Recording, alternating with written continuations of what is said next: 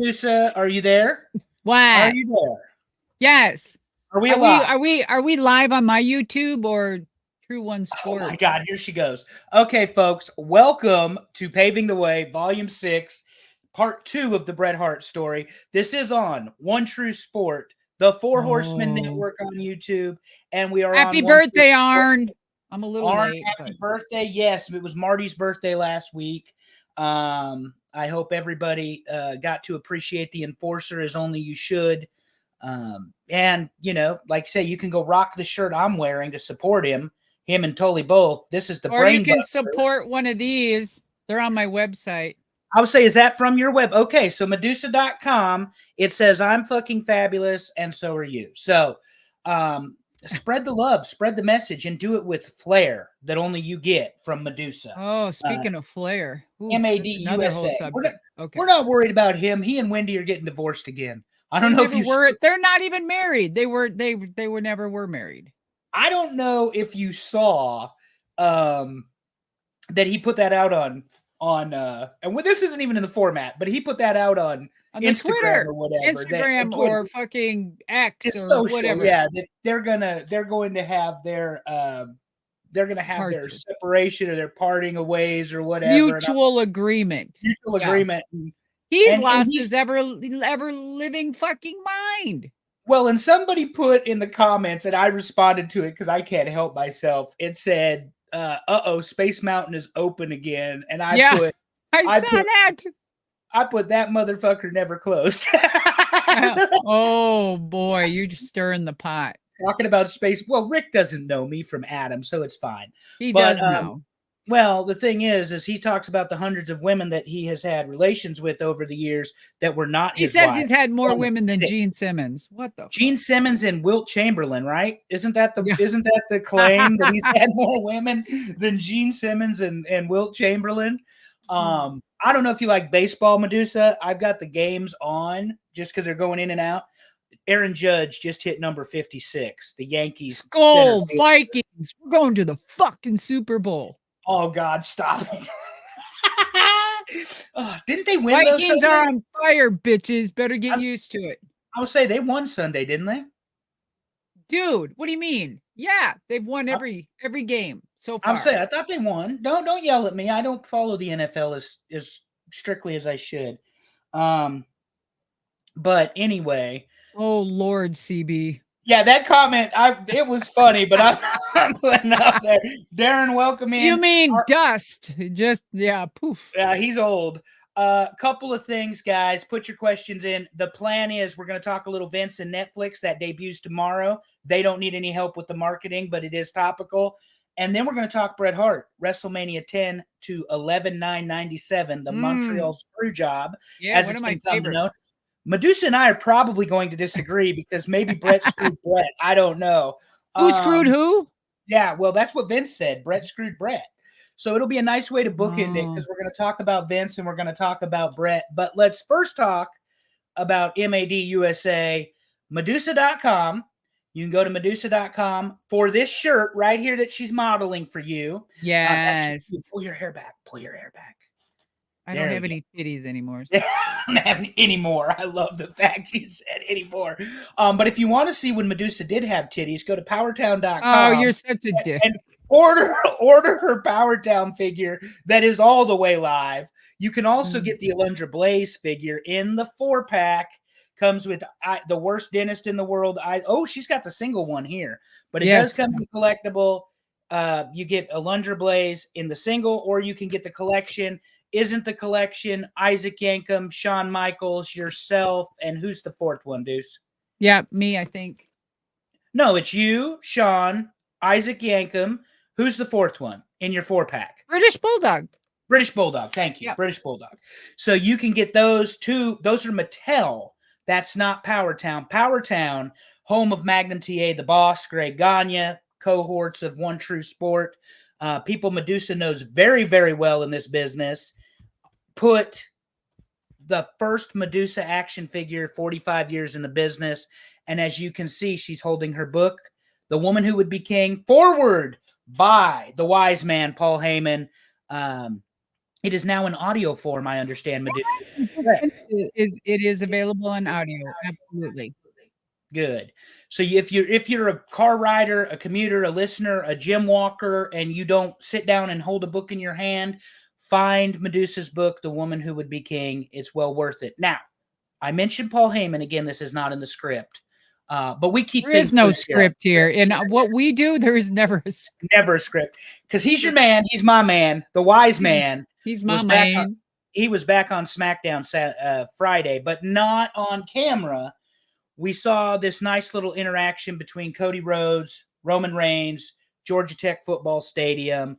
It was Jeremy Borash, Rob Fee, and Paul Heyman producing about a 6.5-minute movie trailer, for the lack of a better way to say it, Medusa.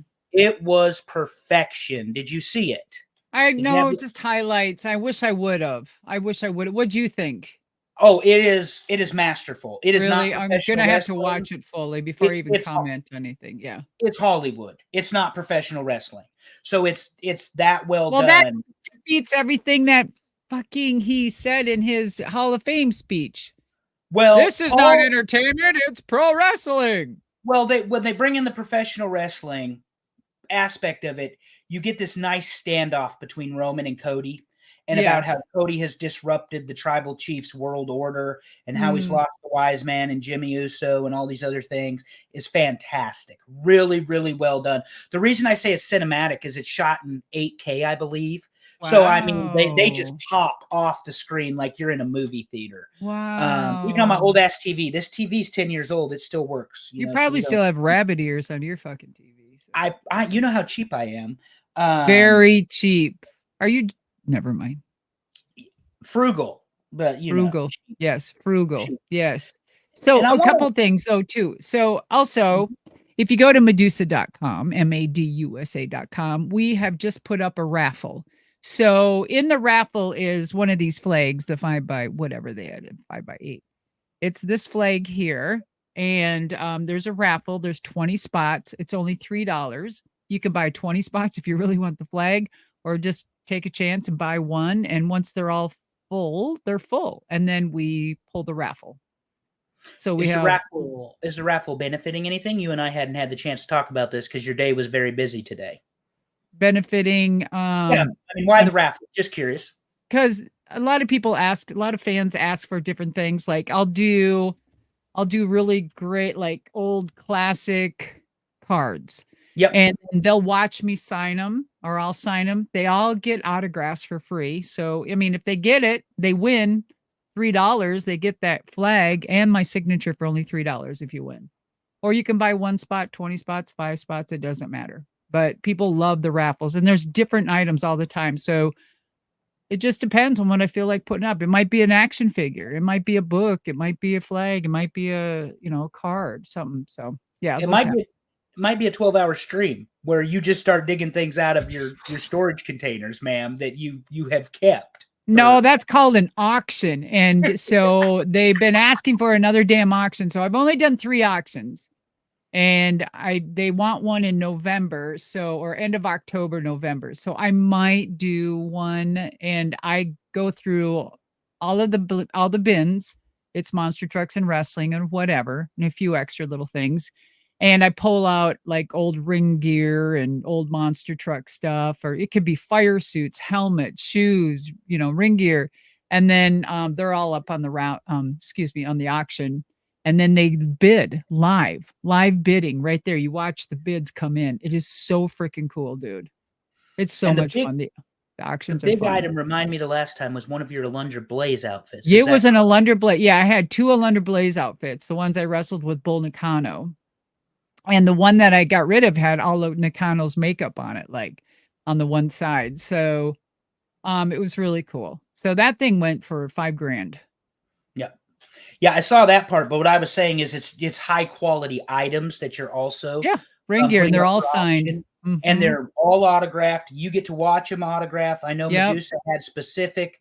She asked every person, how do you want me to address this? Like, how do you want it made out? And you made it out to everybody's specifications. And the other thing is, it's real ring worn gear that you auctioned off. like you said, People your can trading find cards, it. If they can't find it, I find a photos, photo. Yep.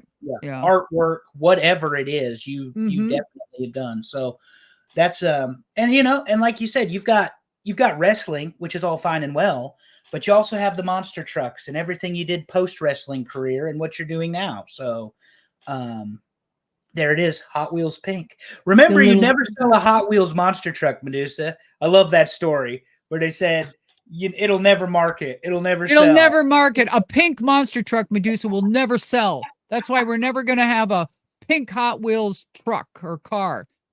Look at this. 5 years later, they've got pink fucking Hot Wheels monster trucks. Yeah, right back at you, bitch. And you have cartoons like drawings people have done. Barbie would be good. Barbie. Yeah, you've got the Barbie monster truck. She's also got the wine tonight, so God knows where this show is going to go. Here we go. Let's go on our first subject. Lock and load. I'm drinking coffee because I'm boring like that. Because you're a bitch. And well, I'm going to put you in a good mood first. Maurice has this comment. Medusa, that's actually spelled incorrectly, but it's okay, Maurice. It's Madusa. The greatest women's wrestler ever, Medusa World Order. There you go, ma'am. Aww. Getting put over early in the show before I piss you off about Bret Hart. Yeah, because Bret Hart's your favorite. Your favorite. I don't know how we keep talking about my favorite wrestlers, Bret Hart, CM First of all, can we talk about that hair? Oh, here it is. Go ahead. It looks like Ric Flair just kind of put some dust on it. Oh my God, that kind of dust? Really? Oh. Pay attention to the chat, folks, if you don't get that joke. But anyway, we had mentioned at the top of the show, we're going to bookend this show with Vince McMahon because we're going to talk about Vince and Netflix, and we're going to talk about Vince and the Montreal Screwjob. But let's start with Vince and Netflix. It's a huge deal. It's a multi-million-dollar company, and we've got breaking news on this today, Medusa. First up, the graphic for the show. Yes. Because I want to get your thoughts on this. We've kind of talked about this before. Of course, it's Bill Simmons. It's Chris Smith. So Chris Smith's the executive producer of Tiger King. Bill Simmons did Andre the Giant. He did ESPN 30 for 30. So he's covered the more controversial things in sports, is what we're getting at. Something that stands out to me, and it could be because I have a degree in European history, studied the Soviet Union as my area of concentration. Vince is a puppet master here. He's a mastermind. He's a madman. He got the strings up. It's red, black, and yellow. Colors of the Communist Empire. It is. The dictatorship, the Politburo, the Generalissimo Stalin, whatever you want to say. All of it. So I personally think that's intentional. Medusa, this is your show. What do you think? Okay, so it's intentional in different ways. So at the beginning, we don't know if Vince agreed to this type of artwork or graphic because he was a part of this. Let's just get that clear. He was a part of this and okayed it from the beginning, and it was all a go. So was the graphic already this way when he started? We don't know. So if it was, and he did know about it, it makes you think, why would he choose this? Is it to even antagonize the people more and play with your mind? Kind of like you like right away you went to all of the dictatorship, communist, blah, blah, blah.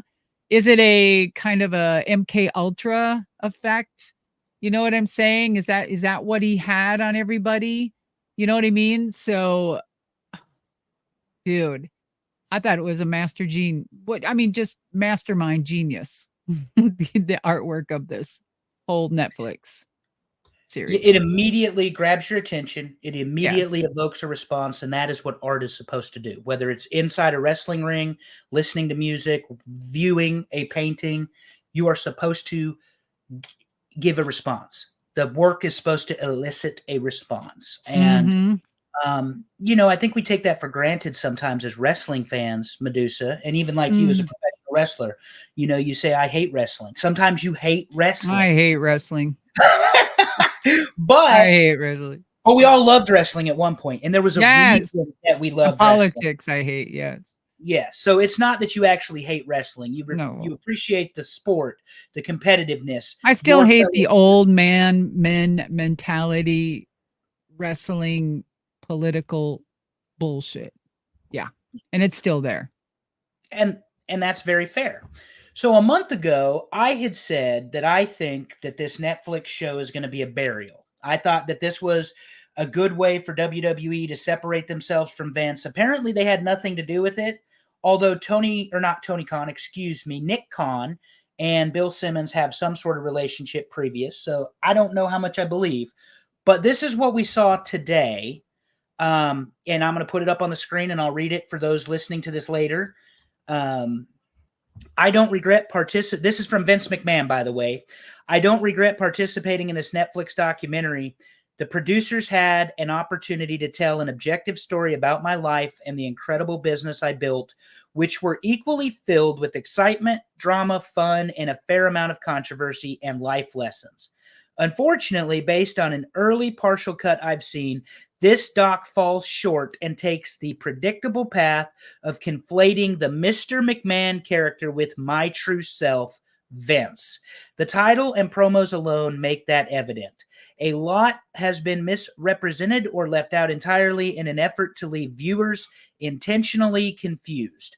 The producers use typical editing tricks with out-of-context footage and dated sound bites, etc., to distort the viewer's perception and support a deceptive narrative. In an attempt to further their misleading account, the producers use a lawsuit based on an affair I ended as evidence that I am, in fact, Mr. McMahon. I hope the viewer will keep an open mind and remember that there are two sides to every story. Medusa, that's a lot of words. That is a very well-written statement. Oh, that is really good. And he's right. Your immediate response. Go ahead, ma'am. Yeah, I thought it was very well written, very eloquent, very well handled. And Vince is very smart in ways of speaking and, collaborating with the right people to protect him. Absolutely. I would on his defense, there probably will be parts and issues that are fabricated and escalated in certain areas to expand on things to make it even worse. Okay. I don't know. I can't say. I haven't seen it. So when I have, I will give you my true opinion. So he was involved in it from the beginning, but then I believe that he even contacted the company that bought WWE and tried to negotiate with them to do something about it or something. I'm not sure, to protect. I think I told you even a long time ago is that this coming out, he probably tried to work a deal with this Netflix, knowing that it was happening and knowing that WWE is going to be on Netflix, that this could be a double swerve to help the ratings of when they finally get to Netflix. You know what I'm saying? So there's a lot of things that my mind is working because it's always a double, triple swerve because of my wrestling background. So I'm always that worker. I just feel that there are always two sides, maybe three sides to a story. I will tell you, Vince, when I was there, Vince was good to me. He never tried any lascivious acts. He never even gave an era of any type of, in the environment to make me feel uncomfortable. The only thing that he did that pissed me off is he sent JJ Dillon to send me a FedEx to get rid of me when I was a company girl. But that was because they were going through so much adversity that it was the steroid scandal. There was, I think it was that affair scandal with the secretary. In fact, way back then that he ended up with now, which is so ironic. And then the steroid and the IRS scandal. So yeah, it wasn't me. Again, I was good to wrestling. Wrestling wasn't good to me. And you've said that before, and yes, it's very introspective that you dedicated 20 plus years of your life to this and are still doing it. in 2024 in this form right here. Yes, with our live audience here watching. And I mean, none of us have seen it, or people that have, they can speak, but I haven't seen it, so I can't. How can I comment on something? All I can comment on is the artwork and his statement. His statement is very well protected, very well written, blah blah blah blah blah. And he's putting it out there that things could be edited. Now we know that for a fact, like Dark Side of the Ring, when they had the plane ride from hell, look what they did to poor Tommy Dreamer and the stuff that was edited and changed. And however that was, that poor kid lost his fucking job and changed his whole life upside down because there was certain, you put somebody's picture in with what they're talking about, and then they edit something, and you just happen to have someone's picture there. And it's just so it's horrible how perfect editing can really enhance a situation, So, to that point, because I want you to speak on this, they have reportedly over 200 hours of interviews. Medusa, this is a 6-hour docuseries. Yeah. So you've taken 200 hours and you've made it the juiciest of the 6. That's basically what this is. Well, again, too, he's got a lot of allegations on him, and a lot of it is what you had the Ring Boys from way back when with Pat Patterson and all of that drama, and you had steroid drama, you had extracurricular activity drama, you had steroid drama, arrest drama, blah, blah, blah. And then recently, if you want to go more up to date, you have people that are in the business that want something out of this. And to me, I feel that if you put in the hard work and you keep your integrity intact, sometimes things don't work out your way, even though you're a good person. So a lot of people are weak at the knees, no pun intended, and they find themselves in a situation, and they're promised a few things, and then they feel like they're, stuck. Everybody has the position to say no. And so before you go and do something, and if someone promises you something, but they ask and you do something for a favor because they say they're going to give you this and you're going to get that, but you need to sign an NDA and got to keep your mouth shut, but I'll pay you $1 million, but you get to be the champion or you get to be on TV. I'm sorry. You signed an NDA to keep your mouth shut, and then you collect money, and then something happens and you get caught up into it and you don't like the way things are going. So you're just gonna, no matter, unless you are being stabbed, held against your own will.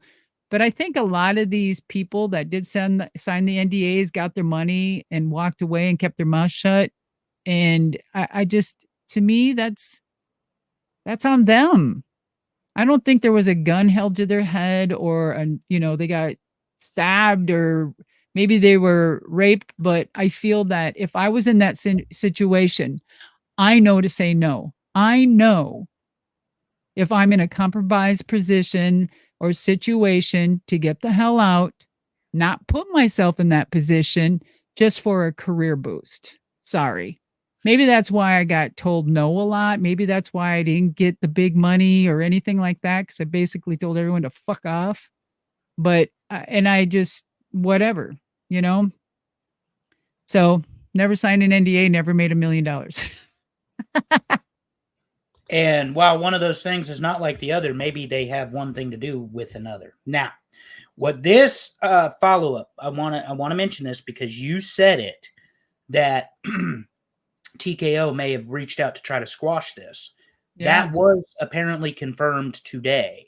And I'm not sure that they try to squash it or influence it, but here you go.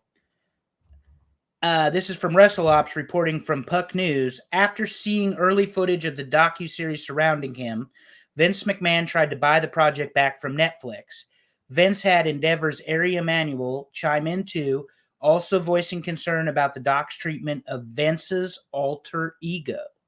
Netflix refused to let go of the project, or let the project go.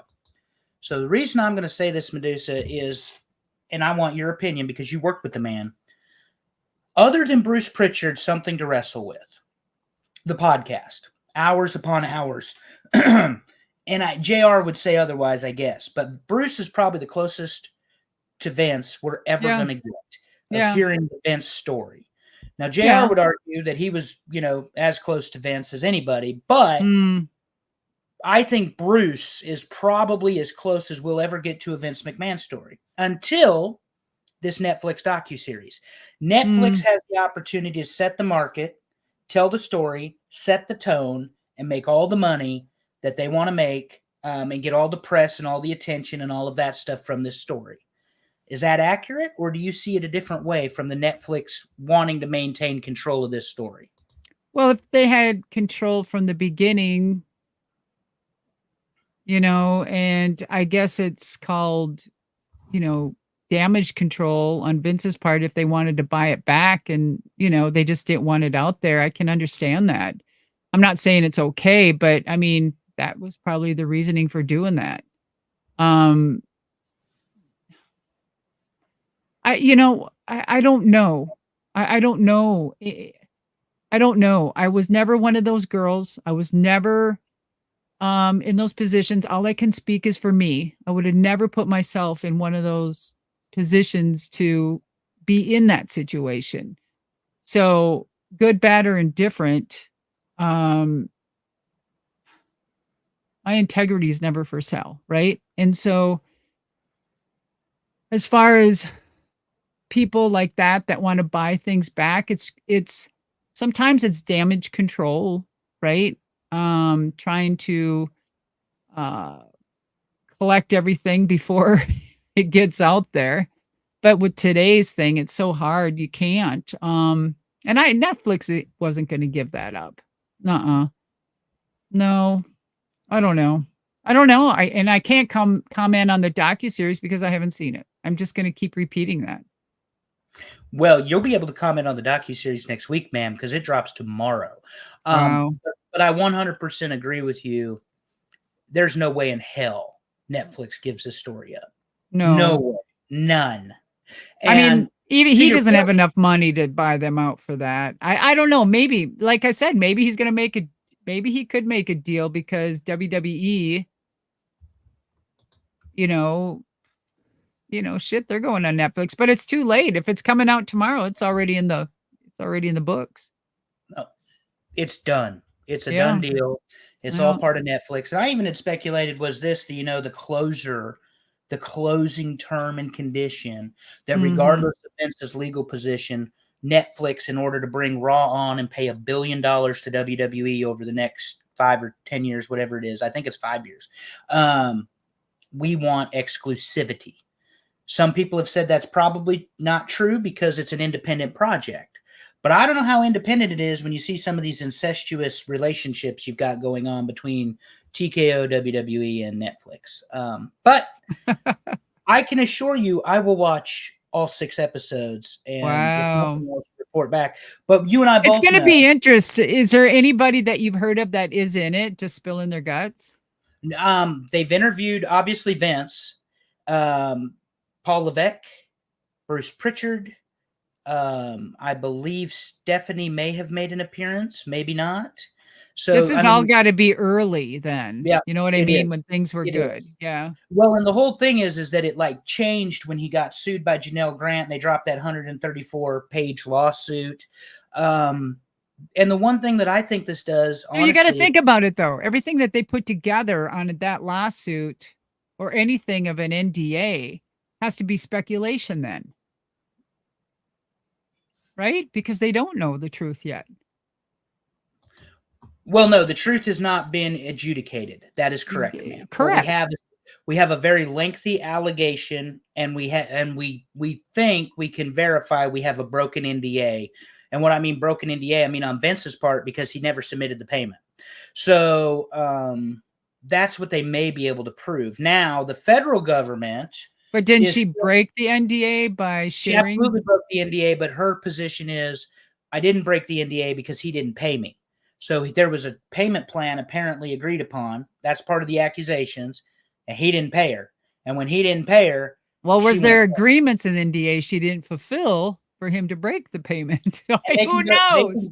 They can go to court, but here's the thing: it has He been say, she suspended. say. It's been suspended for 6 weeks or months Yeah. because the federal government, the district that convicted Trump of the 34 federal charges, is now investigating Vince because it's the same district in the United States federal court And that system. judge is corrupt and he's being investigated.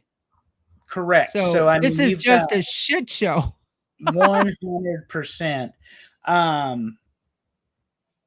And like I said, we've got a lot of things we're going to be able to discuss. And you and I both know, because I do enough research for other wrestling podcasts and I've got my algorithm set right. Our Twitter feed will blow up tomorrow with this Vince McMahon docuseries. That I can promise. Anybody listening to me, it's going to be interesting. What time does it go on tomorrow? I don't know if they're dropping it at midnight or if it's 6 a.m., but my understanding is they're dropping all 6 episodes. All six? So you can binge watch them. Holy shit. Yeah, 6 1-hour episodes. That's my understanding. I could be wrong. And if anybody in the chat knows otherwise, please correct me. Yeah. But my and if you know anything that all 6. Wow. And if anyone knows anything, like anybody else in there talking that's interviewed, because like I said, they contacted me. They wanted me in this thing so bad. Talk to us about it. Talk to us about it. Okay. So they contacted me, I don't know, about a year ago, 2 years ago, maybe 2 years ago. And they were already starting this and they're like, it'll be cool. Vince is involved. He's doing it. And I'm like, oh, that's cool. And I'm like, no. And I'm like, okay, if Vince is doing it and then, but something in my gut, I'm telling you, we all have that natural instinct and you've got to follow your gut because that was my moneymaker in this business. And I'm like, nope. And I am so glad I had nothing to do with this. No. Nope. And I'll never forget. I have the conversations. They're in emails, as I told you before. I have those conversations back and forth. No. Yep. Well, and like I said, I appreciate your position one way or the other because you're going to give us the candid truth. And that's what one of the things you and I always, that's what we've built our relationship on. Yes. You and I are very honest with each other. And I'm going to tell you, honestly, I don't like Bret Hart and you love him. So you're such a dick. Bret Hart is the man. But Bret Hart was the best there is, the best there was, and the best there ever will be, and is the main subject of tonight's show. Everybody check out the Vince documentary or don't. Your choice entirely. I am sure that Medusa and I will be talking about it at some point, either privately or on this platform. I'll be like, what are you talking about off the phone? I'm going to text him after the show and just ream his ass. Trash talk. Let's talk about trash talk. That's like, subscribe, share, Queen of Carnage YouTube page is exclusively where you get trash talk. Now, there is a funny comment. P. Diddy and Vince as cellmates. Oh, dear Lord. Oh, God. He might have been on Diddy's VIP list. And then there's going to be an apparition of, what's his name? The one that hung himself. Jeffrey Epstein. Or Weinstein can visit. RP2, I don't know. Yeah. Put him in there, too. Holy shit. Hey, speaking of all of this, whatever happened to that whole TV series that the girls were going to do? And it was called Kayfabe. Remember that? I do not. You're going to actually have to help Anybody me. out there remember that the girls got together? It was what's her name? Oh, the Asian chick from TNA. Oh, Gail Kim.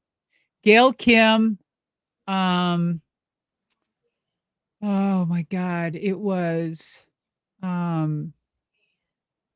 what's oh my God, her sidekick. The blonde-haired girl. Oh my God. Lita. So it was Gail Kim, Lita, and the other one. And I think she was one of the girls that had an NDA with Vince. I'm not sure. I'm not saying it was her. Michelle? No, which one was it, guys? Do your quick homework. So they were going to call it Kayfabe, and it was a show or a series or Christy Hemme. Thank you. David Van Boglen. Yeah, thank you, David. Yeah. So was Christy Hemme one of them with an NDA or no? She may have been. She left WWE under ugly circumstances, from what I remember. But I'm not going to sit here and say she had one or didn't. It makes you, yeah. So anyway, someone got paid money, but anyway, they were coming out with a show called Kayfabe before this Vince thing, and I'm not sure if they were going to actually do reenactments like Dark Side of the Ring on certain things about WWE or just the business. But yeah, and they were starting to do that and come together, and they had kind of like all of them had tape over their mouth, and they had this logo called kayfabe, and I'm like, oh, that's interesting. like none of us had anything about kayfabe in the business before. So I'm like, wow. Well, maybe they were putting something together powerful to enlighten people about the business and how it was for women behind the scenes. So I have no idea. I'm speculating because I have no idea what this was about, but it was really interesting. It was right before COVID hit, and then it just took a shit. So I was wondering if that ever would come about. And I'm wondering if every woman that signed an NDA would be put forth sooner or later. I will definitely look up what you're just talking about. I made a note of it on my phone. Okay. So, yeah. What I didn't need to make a note of, because I know his wrestling career, is your man, Bret Hart. Yes. We left off last time at WrestleMania. Oh, hold on. CB says this is Christy Hemme, and we can verify this independently. But he's a pretty good wrestling fan. She got fired because Stephanie didn't like that she was hot for Triple H. Well, okay. So that could be. And I'm not saying you're wrong, CB. I just don't know that as a fact because we don't know if that's a fact. About the time that Christy Hemme left WWE, I left WWE because I wasn't paying a whole lot of attention to that wrestling at that time. Wasn't Christy Hemme got the deal as a Playboy girl too, though? Yeah, she was a Playmate, I believe. Yes, not my brand, but anyway. So at some point we're going to talk about Bret Hart. We left off at WrestleMania 10. And I still have our image here. Here it is. There's Yoko. Don't mess with my man Yoko either. You love Yoko, except for his hair. His hair and his shit stunk. Let me tell you, his wrestling gear stunk. Wrestling gear purposely do it, yes. But Bret is going to take back the title. This will be his second reign as WrestleMania 10, one of the best all-time favorite WrestleManias. Yep. Yes, ma'am. And you were on the card, of course. Oh, that's right. I guess that's why. Yeah. Okay. You were on the card.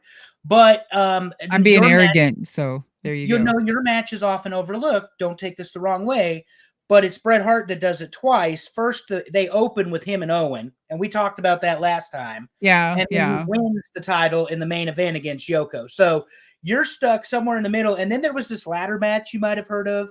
It's supposed to be one of the top best matches. Yeah, that one. Yeah, that one. Yes, ma'am. That outshined probably the whole card. Yeah. Yeah. Well, and coming out of WrestleMania, Bret's going to be the champ. Yoko's going to get put to the backside a little bit, and we're going to see the emergence of somebody we talked about last week at Trash Talk, and again, Queen of Carnage. That's Medusa's YouTube page. That's where you find Trash Talk. I'm funny we weren't kicked off this site again. We could have just went to mine, but okay. We can do that next week. We talked about Kevin Nash.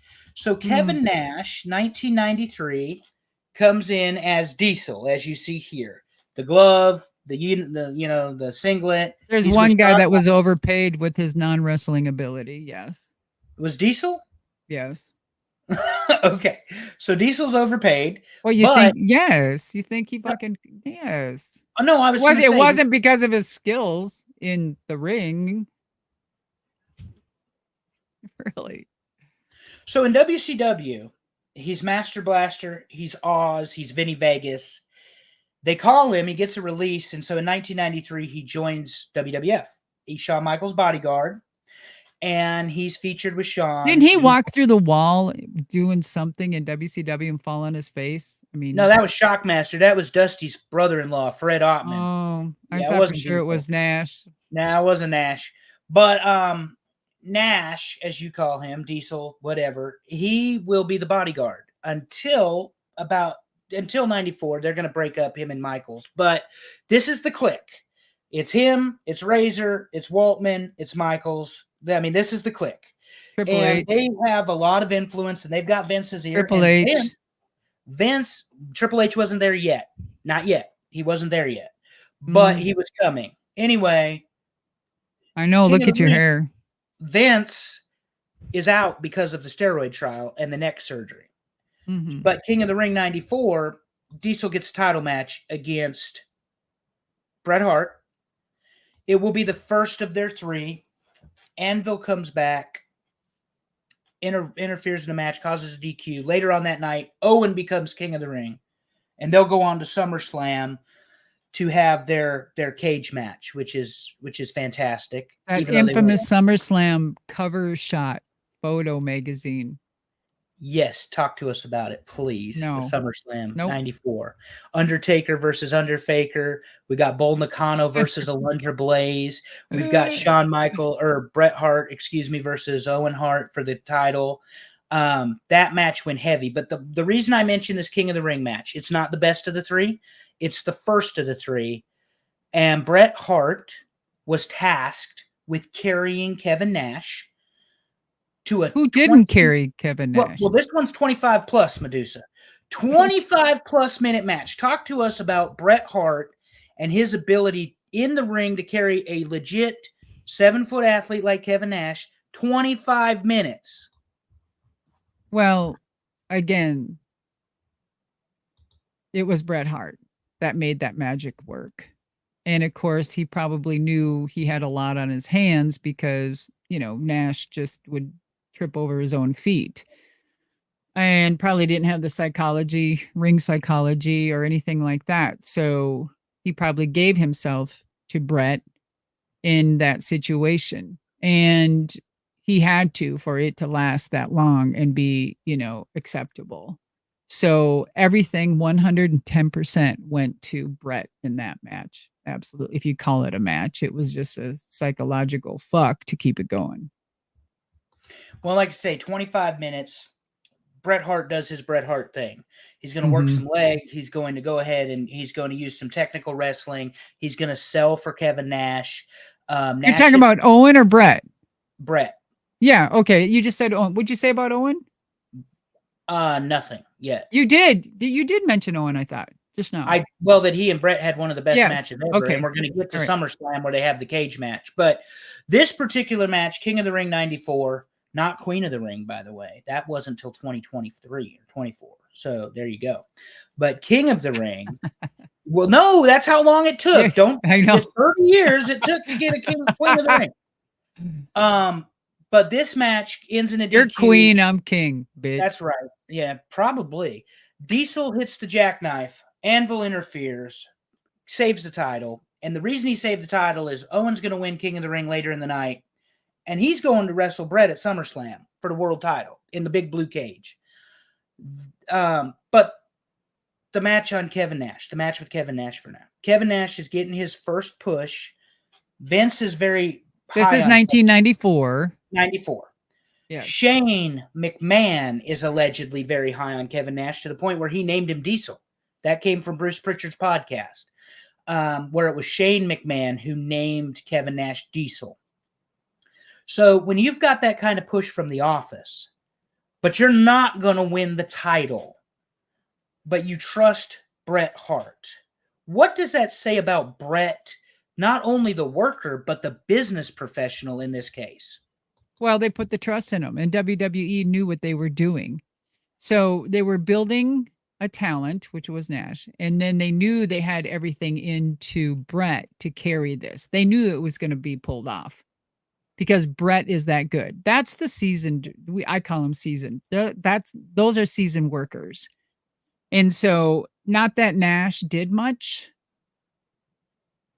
It just was Bret leading him. And if you go back and watch that or look at that, it wasn't much to it, right? To one of Bret's normal matches, right? So it was beautifully done by Bret.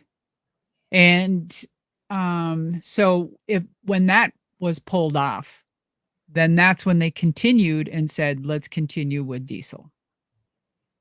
I don't know. That's not what they said to me, but I mean, then you can just watch what happened. Yeah. No, I agree with you 100%. Diesel had the look, the presence, the charisma, but he was not the worker that Bret Hart was. To me, it's just, and I told you I don't like Bret Hart, but it's really I don't like Bret Hart after wrestling. But Bret Hart, the ability that he had to get a match out of anybody. And we're going to talk about people that were more his equal than Kevin Nash. Make no mistake about it, Kevin Nash is not Bret Hart's equal in a professional wrestling ring. It's not even close. But what does it say, though? Kevin Nash is not even his own equal. Are you saying he's not as good as he thinks he is? I'll let you be the judge. That was good. I said it, not Medusa. But what I was going to ask you in all seriousness, and we'll move on from Nash to Owen because that's a much funner topic in terms of professional wrestling. Just how damn good is Bret to be able to get a 25-minute world title match out of somebody who's fairly green and was not used well up to this point? What do you mean? How good is he? You don't need to even expand on that. I already did for 10 minutes. Well, he is that good. Yes, I did. Shut up. You want to fight? So, yes, I did. I already told you. Go rewind it. We'll do it again. But my point is, I don't want it. I don't want it understated, Medusa. Just how fantastic mid-90s Bret Hart WWF was. It cannot be understated. He was at the pinnacle, really, right? Yeah. Is he Flair? Is he on Flair's level? Is he on? Oh, he was above. Okay. That's kind of what I'm getting at. Is he the best professional wrestler in the world in 1994? Okay. We all have our favorites as far as who's on the best, who's on the top. But you can say, oh, he was better than Flair. No, Flair was better than him. Shawn Michaels was better. No, Shawn Michaels, he was better than Shawn Michaels. It just depends on who you talk to, right? But overall, what I consider a great wrestler because of this business is the storytelling and psychology. And if you can wrestle and like chain wrestle and put that all together and learn how to work a crowd and cut a promo, to me, that is the perfect wrestler. And there was very few that could carry that out. I mean, if you really want to, I mean, there's a handful of people that could actually do that. Now, there are wrestlers that weren't the best wrestlers. They could do a few moves, but they had that charisma that sold out arenas. And you can say what you want, but Hogan was that back in the day. He had the leg drop, but he had the charisma. He had the look. But I will tell you, he only had that because he had the machine behind him. You're only as good as the team. You're only as good as your marketing team. You're only as good as your social media team. You're only a good blah, blah, blah, blah, blah. So it isn't just you and the work that you put in, which is very important, but it's all about this whole, and it's all about the whole environment that is around you to build up this character. And that's what Vince understood about this business, where we see some things lost in AEW where Tony, TK is trying to put together, but I think he's getting it because he's starting to put a really good team together. And you're starting to see creative writing. You're starting to see the training. You're starting to see him weed out the people that are bad eggs and just caused havoc in the dressing rooms. And I really hope, because I like AEW, because I believe that we need competition in different, spheres of what we're doing. And so I do want them to succeed. Y'all can hate me, but I want them to succeed. But back to that, it's just, you have different types. And so maybe it's the era type, you know what I mean? Maybe it was, later on in this business, it was the great high flying Rey Mysterios. It was Lucha Libre. It was, it was just, it's all the time, the moment of taste, you know what I mean? The flavor of the year or the month. So it's just, it's how they build you and market you. If they're behind you, they're good. Look at this here. Look at you guys. I know some of you weren't even born then, but way back in the day, there was this commercial, the Snapple. There's this drink called Snapple. And this lady sat at an office desk, and she just did this commercial and was hired to do this commercial. They made this woman a superstar overnight by this Snapple commercial. So you are only as good as your team. Period. Yeah, I don't disagree with that. I mean, not to get back to Vince and get off topic, but to your point on Hogan, is it the chicken or the egg? Was it Vince McMahon or was it Hulk Hogan that made WWF boom in the 80s? It was both of them. It was both of them. It was the charisma and presence of Terry Bollea, Hulk Hogan. It was the machine and mind of Vince McMahon, along with the money. Let's not get that twisted either. People Hulk can say what they want about Vince, but his mind, Hulk never put up a dollar. But from the standpoint, your point, marketing, 3 punches, big boot, leg drop, we're going home, and Hogan must pose.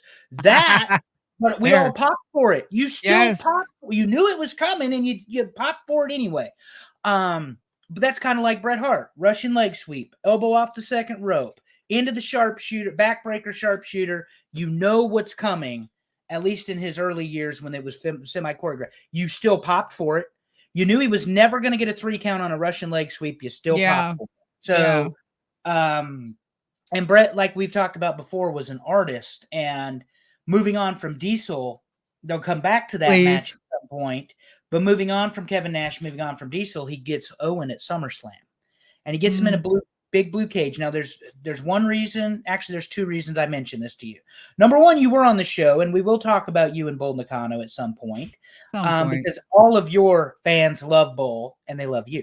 I love Secondly, though, this is Undertaker versus Underfaker. What a storyline. Okay. Oh, yeah, it's great. Yeah, fake Undertaker. Nothing's better than the bloodline, though. I was being sarcastic when I said it was okay. A good story. I was hoping. Oh, my God. But the match of the night goes 12 heavy.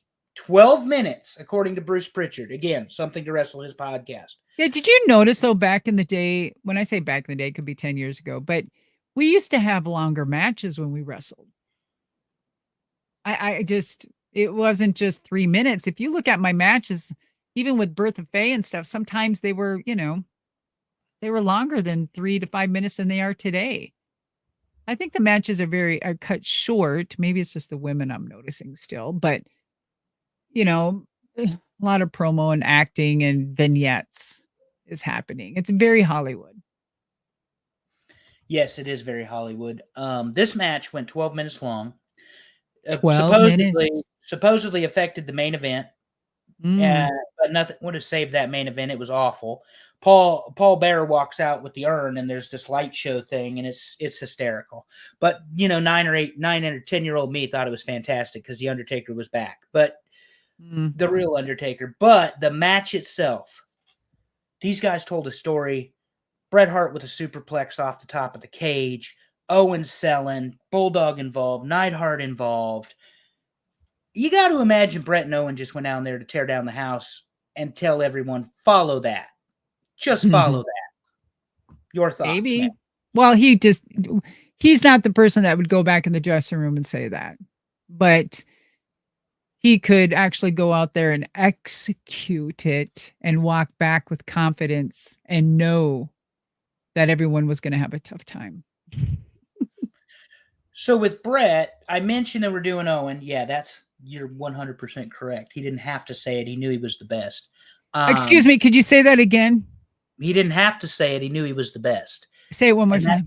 He knew he was the best until Shawn Michaels, but that's okay. You knew I was going to get you. But there's this weird thing going on in the summer of 94. Obviously, Vince is not in the picture as much, but you got the Diesel thing, you got the Owen thing stemming from Royal Rumble and WrestleMania. And then you've got Mr. Bob Backlund. Mr. Bob Backlund. What's wrong with Bob? Well, Bob was a babyface, 6 years the world champion in the 80s, 70s, and 80s, loses to the Iron Sheik. I will argue to anybody listening to the sound of my voice, the Iron Sheik taking the title off of Bob Backlund, most important transitional wrestling champion in the history of the business. And why is that, Medusa? He takes the title off of him in December of 83, and guess what happened January 23rd, 1984? Ooh. Hulkamania was born. And Hulkamania ran wild. But Bob Backlund. That was all on purpose. Of course it was. Mm-hmm. But Bob Backlund, legit badass, genuine shooter. He's really he's like really weird strength.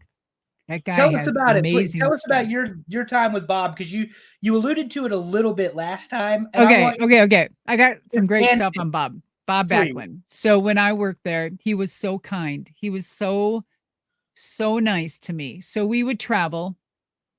How you doing, Medusa? How you or not Medusa? How you doing, Blaze? How you doing, Blaze? I'm good, sir. So he would find like this. Back then it was very difficult, but he'd find a place very difficult to find like carrot juice. This guy ate, lived, drank carrot juice all the time. And he would have, I believe back then it was only the Jack LaLanne juicers. And he would say that he would have carrot juice, like mega carrot juice every day. And he had so much carrot juice, his fingers were orange. I'm telling you, it was insane. And so, I believe he was a teacher or was he a teacher? I think that sounds correct. Yes, ma'am. I'm not sure. But anyway, you check. Yeah. But he was very studious, very intelligent, very smart. And so him and I would have the greatest conversations. My love is science. I love science and NASA. And that's where I just, I did my best. I got all A's in science. So him and I would just talk about just totally different things. So he would always come to work and we'd, each whatever. And he'd say, I'd have a new word for you. So he'd have this word. He would write up this word and it was about this big, some word. Let's just say back then, pontification. Your favorite word. And he'd be like, Blaze, here's your new word. I need you to study it and I'll see you next week. And so he'd give me a new word every week and I'd have to use it in a sentence in a paragraph. And it was so great. It was like my big brother, my teacher. And he was so good to me, a real gentleman. And he'd always make sure that, I got to where I needed to go and everything was okay. And then he wrote me a letter, a letter. Hi, Miss Blaze. How you doing? Just want to let you know, I think you're working well. I think it's good. I think blah, blah, blah, psychology, this. And I still have that letter to this day, somewhere in one of those bins. That is awesome. Yeah. Well, Bob Backlund, beloved babyface, is going to turn heel on Bret Hart. And he's going to use the crossface chicken wing, a legit shoot wrestling hold that I think Bob Backlund probably separate my shoulder if he put it on. Oh, no, he would. He's like, legit. He had that strength. Yeah. He could turn over a bus. I'm telling you. Yeah, it's ridiculous. So they're going to run this to Survivor Series, submission match. Yeah. You have to throw in the towel to win, just like Backlund lost to the Sheik back in 83. So Owen Hart's in Backlund's corner, Davey Boy Smith's in Bret's corner. They have about a 30-minute match, and much of the match looks like this. Mm-hmm. There's no disqualification, so you see Backlund with the crossface chicken wing, and that's legit. Like, if he cinched up on that, that would probably, like I say, separate somebody's shoulder. But the match goes on and on and on, 20, 25, 30 minutes, whatever it is. They're getting their time in and all that. Backlund ends up winning when Helen throws in the towel because Owen's crying and convinced her to do so. Backlund becomes a champion. And there he is with the big gold, or the big eagle, the eagle, at Survivor Series. I always say big gold. Do you think he was on roids back then? No. I think Bob Backlund was all natural. Yeah. Yeah. But Bret Hart's title reign ends. 3 days later, the man that was groomed by Bret Hart in some ways, Diesel, in 8 seconds, New York City, Madison Square Garden, becomes the world champion with the jackknife powerbomb. It's a boot to the stomach, jackknife powerbomb pin. The legendary 6-year champion Bob Backlund is defeated on a 3-day reign. Bret Hart and Diesel never touch for the title again until Royal Rumble. Ma'am, go ahead. So Diesel beat that against Backlund, correct? Yes. So again, two move, stomach, jackknife. That's all he could do. 8 seconds. Eight Yeah, seconds. It was terrible, disrespectful. So it leads me to ask you, did they not think they could get a match out of Backlund that they got out of Bret with Diesel? I am not sure. I can't answer for Backlund, but if I could assume, he probably told them to go fuck himself. If I am not laying down for that fucker, and if he's gonna do it, he'll do it in 3 seconds so everyone knows that it's bullshit. If I had to guess, Bob Backlund could blow Kevin Nash up in less than could break him in half. Yeah, less than 2 minutes. Because Bob Backlund, Yes. I mean, I know that it sounds like me and Medusa are just kissing Bob Backlund's ass. No, but it's this the truth. This guy is like Kurt Angle back in the 60s and 70s. I mean, he is legit. Yes, guys. Athlete, badass. Like Vern. You worked for Vern. But a true Vern, Vern was that way too, though. Yeah. Strong, good grip strength. And like you said, the ability to see 5 moves ahead of you so that they're, Oof. I mean, while you're wrestling, they've already got the next move and the next move and the next move. So 95, Diesel and Bret wrestle at Royal Rumble. It gets interrupted by Shawn Michaels and Owen Hart, and we don't get the match. Bob Backlund and Bret wrestle at WrestleMania, another submission match. Roddy Piper's the referee.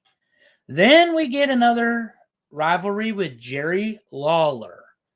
And then he brings in our favorite governor, our favorite mayor, excuse me, Kane, the dentist. That's right, Isaac Yankem. Oh, Kane. I thought you said I was going to go for Jesse, but damn. Well, Isaac Yankem, but yeah. So then we got that little thing that ends at SummerSlam, and finally Bret's back in the title picture. Survivor Series 1995, and I'm skipping much of 95 because Bret Hart wrestled the likes of Bob Backlund, Diesel, Bob Backlund, Hakushi, Jerry Lawler, Isaac Yankem before we get back to Survivor Series. So Diesel had the title 365 days-ish, like right there. So he and Bret Hart wrestle a no disqualification world title match. And this is one of my favorite pictures of the two of them. So I use this picture on purpose because you can kind of see how things are starting to change, Medusa.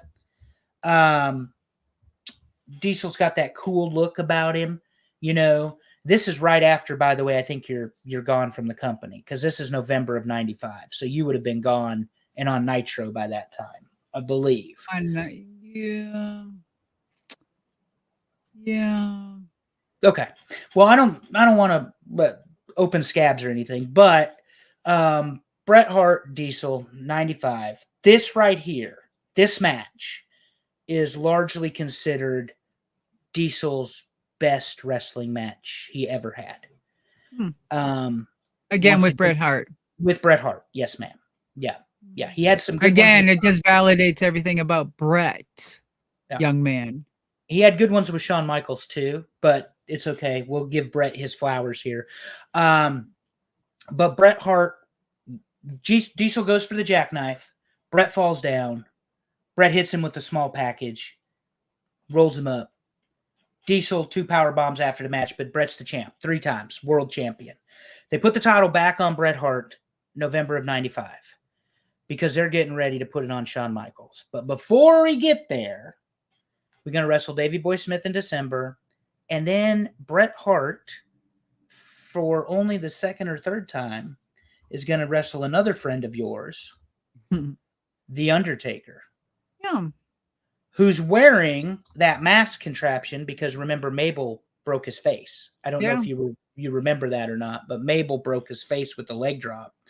Match ends in DQ. Diesel interferes. We get another match with Diesel and Bret. A 4th match. At this cage match. Diesel obviously winning. Now, here's something I want to ask you about this match. Diesel and Taker are on a path to go to WrestleMania 12.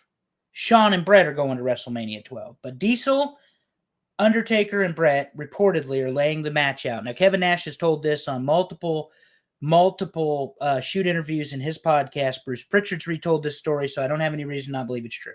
But I don't know if you've ever heard it or at least responded to it. They're in the back.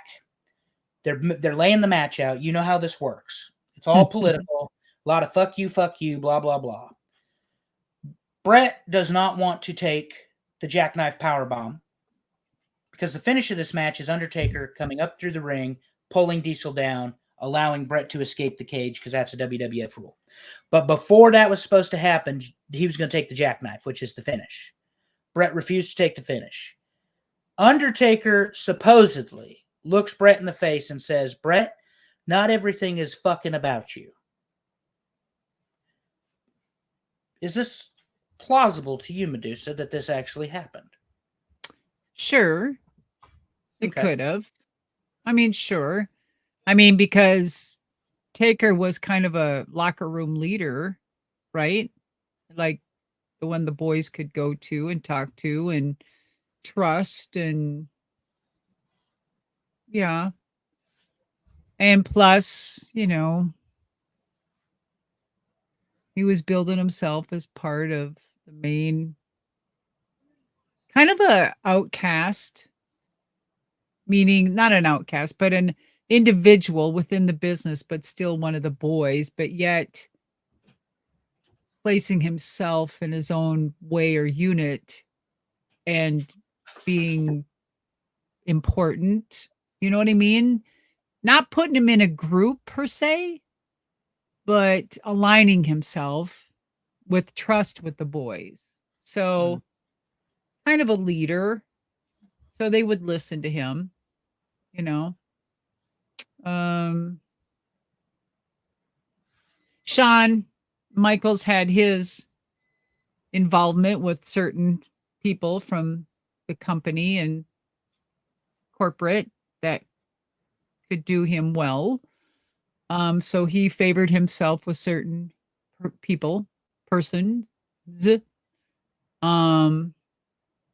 that he got cushionized in many ways within that business. And as far as Nash, I mean, he got lucky, you know, he got lucky in that little era time. And he was part of a clique that continued for, you know, a decade or two and served all of them well, aligned themselves politically. So as far as Bret not taking it, I would have. What did Pritchard say, or anything that you heard? Why didn't Bret want to take it? Did it not make sense to him, or he just fuck you? I'm not doing that anymore.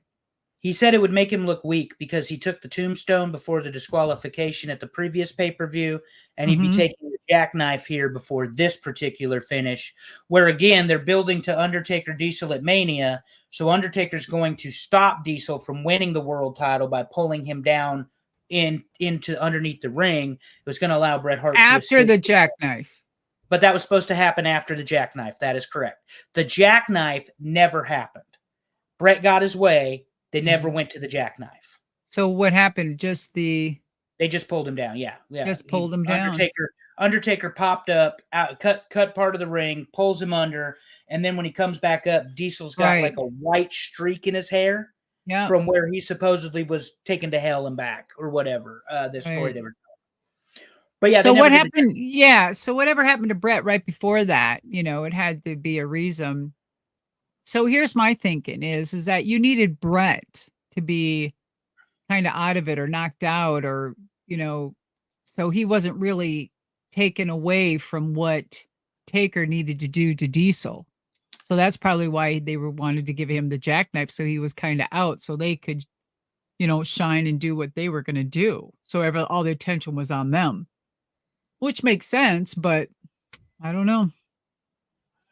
Maybe he just didn't want the jackknife. Maybe they could have thought of something else. Yeah, and they did. Like I said, they did. And Undertaker goes on to wrestle Kevin Nash at WrestleMania. Kevin Nash leaves the company along with Scott Hall. So why did he leave the company? Money. Is that what it was? They went. So he thought he was too big. after he got a push for a year and a half, 2 years. So his head was big. It didn't probably fit all the way through the ring when fucking Taker pulled him through. So he wanted more money. Well, and he wanted more money, and he found it with Eric Bischoff, the NWO, July the 7th, 1996, and they changed wrestling forever. But we're going to get ready to talk about a man who helped change wrestling. Before we get there, let's talk about your favorite, Shawn Michaels. I'm kidding. It's my favorite. Shawn Michaels, Bret Hart, WrestleMania 12 in a 60-minute Iron Man match, Medusa. This is the main event. 60 minutes. Person with the most falls at the end or decisions, pinfalls or submissions, wins the match. 0-0, go into overtime. Last 36 seconds of the match, Bret has Shawn in the sharpshooter, doesn't give up. Gorilla Monsoon orders the match continue. It takes not one but two super kicks, and the boyhood dream, as Vince called it on the show, has been reached by Shawn Michaels. Bret's going to go away for 6 months, which was part of the plan. But he's a transitional champion. That's what his words, not mine. He hasn't had a really spectacular run, and everybody is betting on Shawn at this point in 1996. You know Bret Hart better than anybody that I know. That I talk to you regularly. Shawn and Bret, the potential, the possibility, and what we got. Talk to us about that. Well, I think it was great. Great idea, great planning. What two perfect guys to have a match. Both of them had the psychology to understand what the whole plan was, put something together, and so believable. Plus, as time went on, past, present, future, as people saw, I mean, there was some really good heat. Mm-hmm. Yeah, and to your point, I'll bring myself back to your point. This is the sunny days. This is the accusation. This is Shawn Michaels cheating, or Sonny cheating on Chris Candido. Shawn Michaels, obviously. Why is it Sonny cheating? Because Sonny's the one cheating on Chris Candido with Shawn Michaels. Oh. Yeah. He's not. He's single. She is not. Who's single? Shawn Michaels was single at the time. Was he? Yeah. Yeah.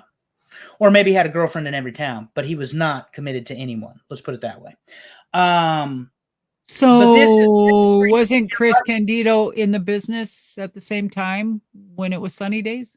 If Chris Candido was 6 inches taller, he'd have been a world champion for 5 years. He was. Was Chris at the WWF at this time? In 1995, yes, ma'am. And into 96, he was. When it became sunny days. You know what you remember. Excuse me. I'm asking a fucking question here. So during the sunny days, Chris was not there. Being a smartass. I got what you were saying, ma'am. I mean, you know what you remember. Let me finish. So Chris Candido was there, WWF, during Shawn Michaels, Bret Hart, and sunny days, correct? Yes. Okay. So you said, so when Sonny was cheating on Chris, and then that's it. Because you deflected and just trashed that situation right away because she was dating Chris. Okay. Now, didn't Shawn know Sonny and Chris were dating? Yes. Mm-hmm. So what kind of person entices that situation? What does that say about their character? Yep. Okay. Anyway, go ahead. No. You and I agree. Chris Candido's a victim here, and Shawn Michaels knew better and did it anyway. Okay. I digress. Yeah, that's not disputed. And if anybody wants to read the gory details, you can read Sonny's autobiography, and she goes into full detail about their relationship. And you can read Heartbreak and Triumph, Shawn Michaels' version of events as well. Chris Candido, unfortunately, is deceased, but arguably one of the most underrated talents WWF ever had. So what's the difference? We should bring those two clips up. Sonny's explanation and Shawn's explanation. The biggest difference is that Sonny goes into gory detail about their sexual escapades, and Shawn Michaels basically calls himself a drug addict, sex addict who did not care about other people's feelings at the time. Sex addict, drug addict. Who did not care about other people's feelings at the time. Hmm. He was very honest about it. At least that part. But that sounds like, forgive me, for I have fallen. I made a mistake and I found God. And right? We can hope he did. So does that make everything better? In a perfect world, yes. In the real world, absolutely not. Okay. So just wondering. No, you're fine. I mean, this is our characters never change the soul of that person. You know no.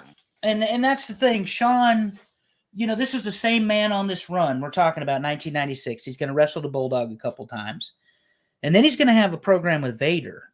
Isn't it all these people knew? This is the people that knew, that watched in front of doors while they,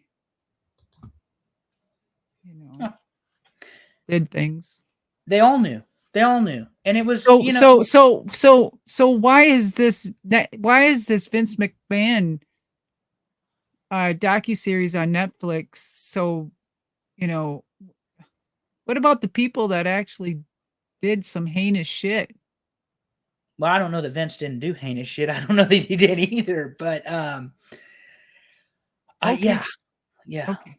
I think, there's plenty of guilt to go around in this particular business that we love. But so that much. is just so fucking magnified because it's Vince McMahon, right? That's exactly it. The subject matters.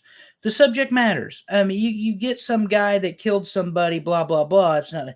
You get Ted, what's his face? Bundy, or you get John Wayne Gacy, or you get somebody else that's a lot sexier subject. Whether it's supposed to be or not is irrelevant, Medusa. Subject does matter in terms of the way we cover things. All I was getting at was Shawn Michaels.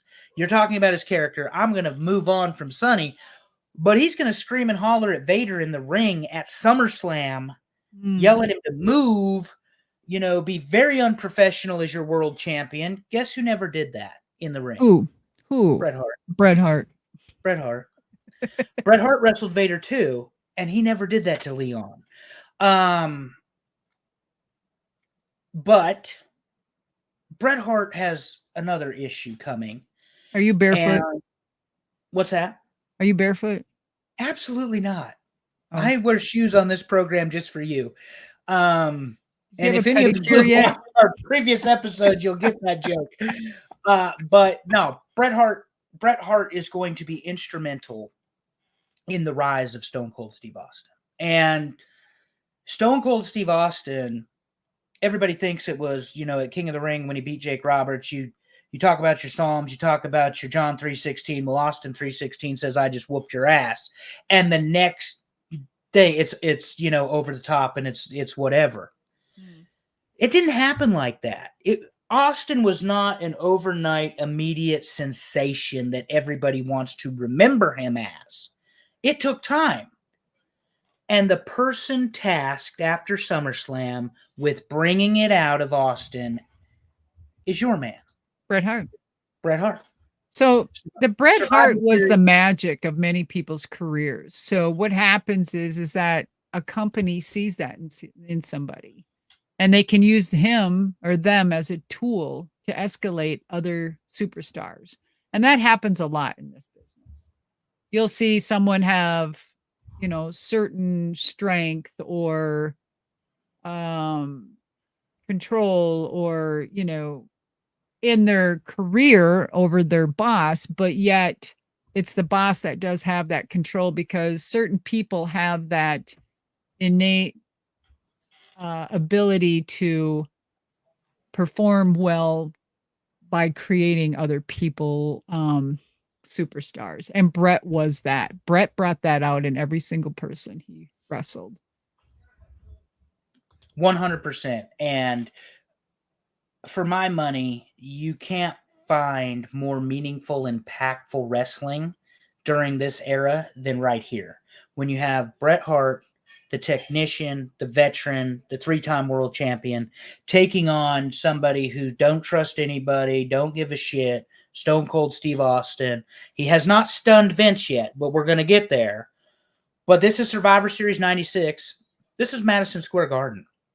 This is the same card that Sid Vicious is going to beat Shawn Michaels for the world title.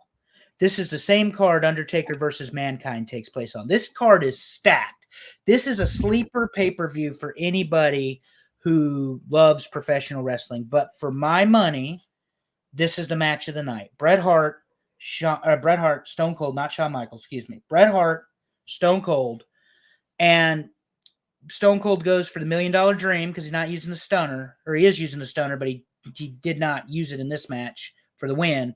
He goes for the $1 Million Dream because he was DiBiase's guy for about 3 or 4 months before they dropped that. Bret kicks off the turnbuckles, uses Steve's own leverage against him, pins him, wins the match. 25 minutes-ish, Deuce. You talk about a clinic. Now, you knew Steve and the Dangerous Alliance. You knew Stunning Steve Austin. You knew the television champion. You knew the man married to Jeannie. You did not know Stone Cold yet. But let me ask you this, because, you know, he's unceremoniously fired by FedEx, by Eric Bischoff. No, he was not. Janie Engel sent the FedEx. I know. Janie Engel. Eric had Janie Engel fire fucking Steve, Austin because Bischoff didn't have the fucking stones to do it. Are you of the opinion that Austin was going to be a superstar, or did you see it when you worked with him? Oh, no, he was good. He was quiet. Steve, he really kept to himself in WCW. You know, he wasn't, he had kind of that strut and that walks, you know, beginning and stuff like that. And they were implementing him in, you know, a lot of different things. In fact, it was, you know, with him and Ricky Steamboat and, you know, a lot of those great, you know, matches. And I think that because Steve was his own man and stood his own ground and did not put up with some shit, that he was quiet enough where a lot of guys didn't really push him hard enough, and he was kind of lost. He got lost in that environment. The best thing, I would still be sending fucking Bischoff a thank you card every fucking year. On that day, he got let go. You and I agree, because we talked about it. Nash is coming in, Hall's coming in. You're going to have the NWO. Where does Steve Austin fit into that if he's not fired, let go, leaving? But we also know that Austin this is pre-injury, pre-neck injury. He is a very capable worker. So when you put him and Bret in the ring together, they're going to make magic. And this isn't punching and kicking Steve Austin. This is a technical wrestler, going to hit the stun gun, going to hit the suplexes, going to hit the backbreaker, going to hit the elbows. Clotheslines are sharp. One thing Arn Anderson has said about Austin, and Mankind and Triple H have said it in interviews about Austin, is he keeps coming at you. Forward. Always forward. Never, ever backed up. Arn calls him the Ivan Koloff of your guys' generation, meaning that he had that big gas tank and he never really slowed down. So how does Bret, knowing that, you're talking about a man who's worked with Diesel this year, he's worked with Bob Backlund, he's worked with Owen Hart. Austin presents a different type of wrestler. He reminds me of a prison breakout motherfucker that's ready to kill. There you go. He does. He's like that. He doesn't remind me of a serial killer or anything like that. He just reminds me of a guy that was sent to prison for the wrong thing that he never did, and the fucker is pissed off. That's what he reminds me of. I love it. And the thing is, I was asking about Austin is, Bret has had a lot of different people he's wrestled. We talked about him. He had Bulldog, he had Perfect, he had Flair. Those are wrestlers. And then he had Kevin Nash, the lumbering giant, but he got a match out of him. And he had Owen, who, quite frankly, probably could go tit for tat with Bret Hart. He was a fantastic worker. Bob Backlund, a little older, but still very capable. Shawn Michaels. Now he's got Austin, and he's got Austin before the neck injuries and before he loses feeling in his hands and all those sort of things. How excited would you be to watch these matches and to see this sort of rivalry between these two develop, Medusa? I was Even really, as the rest. Yeah, I was really excited for Steve to see him really come out in his own. For him to be fired, I thought, fuck yeah, man, this is, good for him, to shine out like that and just somehow found his way accidentally. You know what I mean? It's like, it's sometimes this is what's supposed to meant to happen. And people get lost when there are failures and they get disgruntled or, they get angry and you turn anger into positiveness and all this other hype, bullshit. But I think he did capture something. And I think I heard something in one of his interviews. He said something about it was just a fluke or how he shaved his head. And he just said, fuck yeah. And he came out with it or something. And then his character was like built. It was like, I can't remember how that happened, but it was just one of those things, you know what I mean? And it worked. And then the whole 316 thing. And then it just, one thing, it just developed together. It was on an interview, I think he's many years ago. I thought it was pretty interesting. Yeah, he and his wife were talking one day, and he was trying to come up with a new name because he was the ringmaster when he first came to WWE or WWF, and they paired him with DiBiase, and DiBiase, of course, goes to WCW, and they're trying to rename him. And she looks at him and she says, "Your tea's going to get stone cold," because she was English. It was Jeannie. Oh, yeah, Jeannie, his first wife, and she says, "Your tea's going to get stone cold," and he said, "That's it." That's how he became Stone Cold, the name anyway. But like you said, so he did credit Jeannie for that. Yes, ma'am. He gives his ex-wife all the credit for that. Yes, that's absolutely. Good. That's awesome. Because she's the one who kind of it was an accident, but she named him. Probably a British thing, Well, and you said it, and I want to just hit on this real quick. We're going to have to move on. You said Austin was really quiet, kind of reserved. Of course, he and Pillman, one of the best things, and Michelle brings it up. Yes, they were in the Hollywood Blondes. They were the tag team champions. They beat Steamboat and Douglas for those titles. You want to see good tag team matches? Go watch Brian Pillman and Austin in WCW post Dangerous Alliance, Deuce, because he was with you guys. And then Bill Watts broke you guys up way too early. And Paul's fired, you're fired. And the next thing you know, you've got these Hollywood Blondes because Watts doesn't know what to do with Pillman. Watts doesn't know what to do with Austin. So he puts them together. But Brian Pillman's charisma and character, I think, went a long way to help Steve. But you're saying back when he was so quiet and that sort of thing. How does he find Austin 316 says, "I just whooped your ass." How does he find that level inside of himself? I think I don't know. I'm trying to remember what he said. It was so unique. Guys, if you can find it, it was him on, I don't know, it was years ago.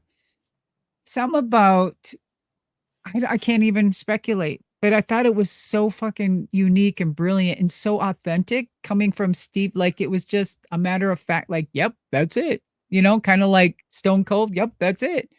And then he just kept putting it together quickly and it all worked. I don't know, man, but it was just, he had that era right there in the palm of his hand. And it was electrifying. It was so good. And that was just the birth of everything, really, when things went crazy, right? Well, yes, because on the one channel, you've got NWO. On the other channel, you've got Austin. And Austin is simmering right now. With the help of Bret Hart, it's going to come to a rolling boil. But he is simmering right now. And, we can't understate, too. He went from WCW to ECW. Paul Heyman gives him a microphone and tells him to cut a promo. And we get the making fun of Hogan and that sort of stuff. And then you get the Ringmaster and you get Stone Cold. But this feud with Bret, it's going to run to Royal Rumble. He's going to beat Bret. Bret's going to throw him out. He's going to sneak back in, throw Bret out, win the Rumble. They're going to go to Final Four, excuse me, and they're going to have a match there. Bret's going to win the world title for the 4th time because Shawn Michaels lost his smile. So Shawn didn't want to. The story is Shawn didn't want to do business. Didn't want to drop the title to Bret at 13 in Chicago. That's WrestleMania. So now we have the situation where Bret is going to win the match, lose the title the next night to Sid Vicious or the next week. Vicious is going to. This is when Vince wanted to build Sid Vicious, though. No. This is when was that. What year was this? This is 97. 97. Okay. Yeah.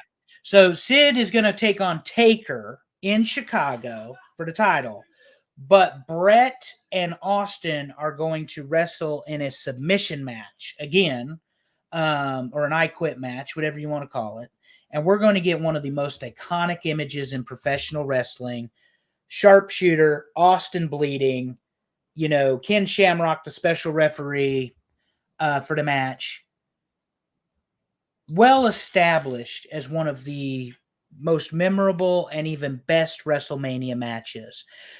They brawl, they wrestle, they do the submission. Austin never quits. He passes out from blood loss in the sharpshooter, and Ken Shamrock ends the match. Is there a more perfect way, Medusa, to get to the next chapter of Bret Hart and Austin than that? That was beautifully done, though. That was beautifully done. It wasn't really anyone got fucked or disrespected or no one didn't want to do a job or anything. That was a good story, because of blood loss. That's understandable. And it leaves people in the mind thinking, could he have beat him without the blood loss? Or could Bret, was it Bret's knowing and thinking and timing, exactly knowing that Austin was bleeding out, that he could put the sharpshooter on him and just have him pass out? It's just, it leaves you too many questions. It was great. Yeah, and they're fantastic. They dance some more together. They have another match in April in your house. And then they have a match, and I want your reaction to this picture. But it's Canadian Stampede, and I don't know if you remember, because I believe, obviously you're not in WWF, you're WCW. But you said when? 97.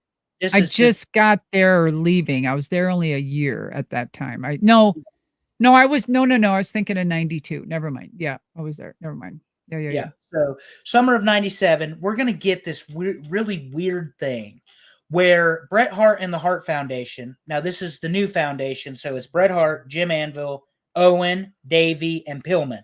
That's the 5. They're going to be heels in the United States. But when they travel internationally, they're the beloved baby faces.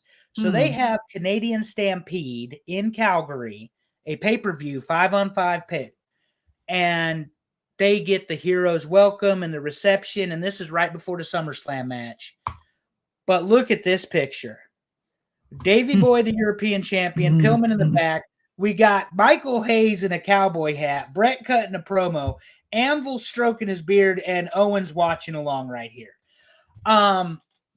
Quite the image, but that night it was so loud.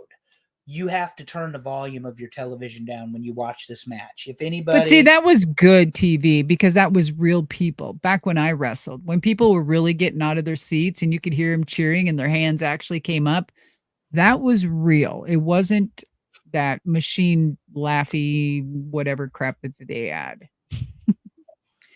Yeah, in particular, this match, there's no piping it in. This is 100% crowd response. It's another advancement of the Austin versus Hitman and Foundation storyline. And when we get to SummerSlam 97, Owen hits Steve with the tombstone, but he sits on his ass. He doesn't drop to his knees. Breaks his neck.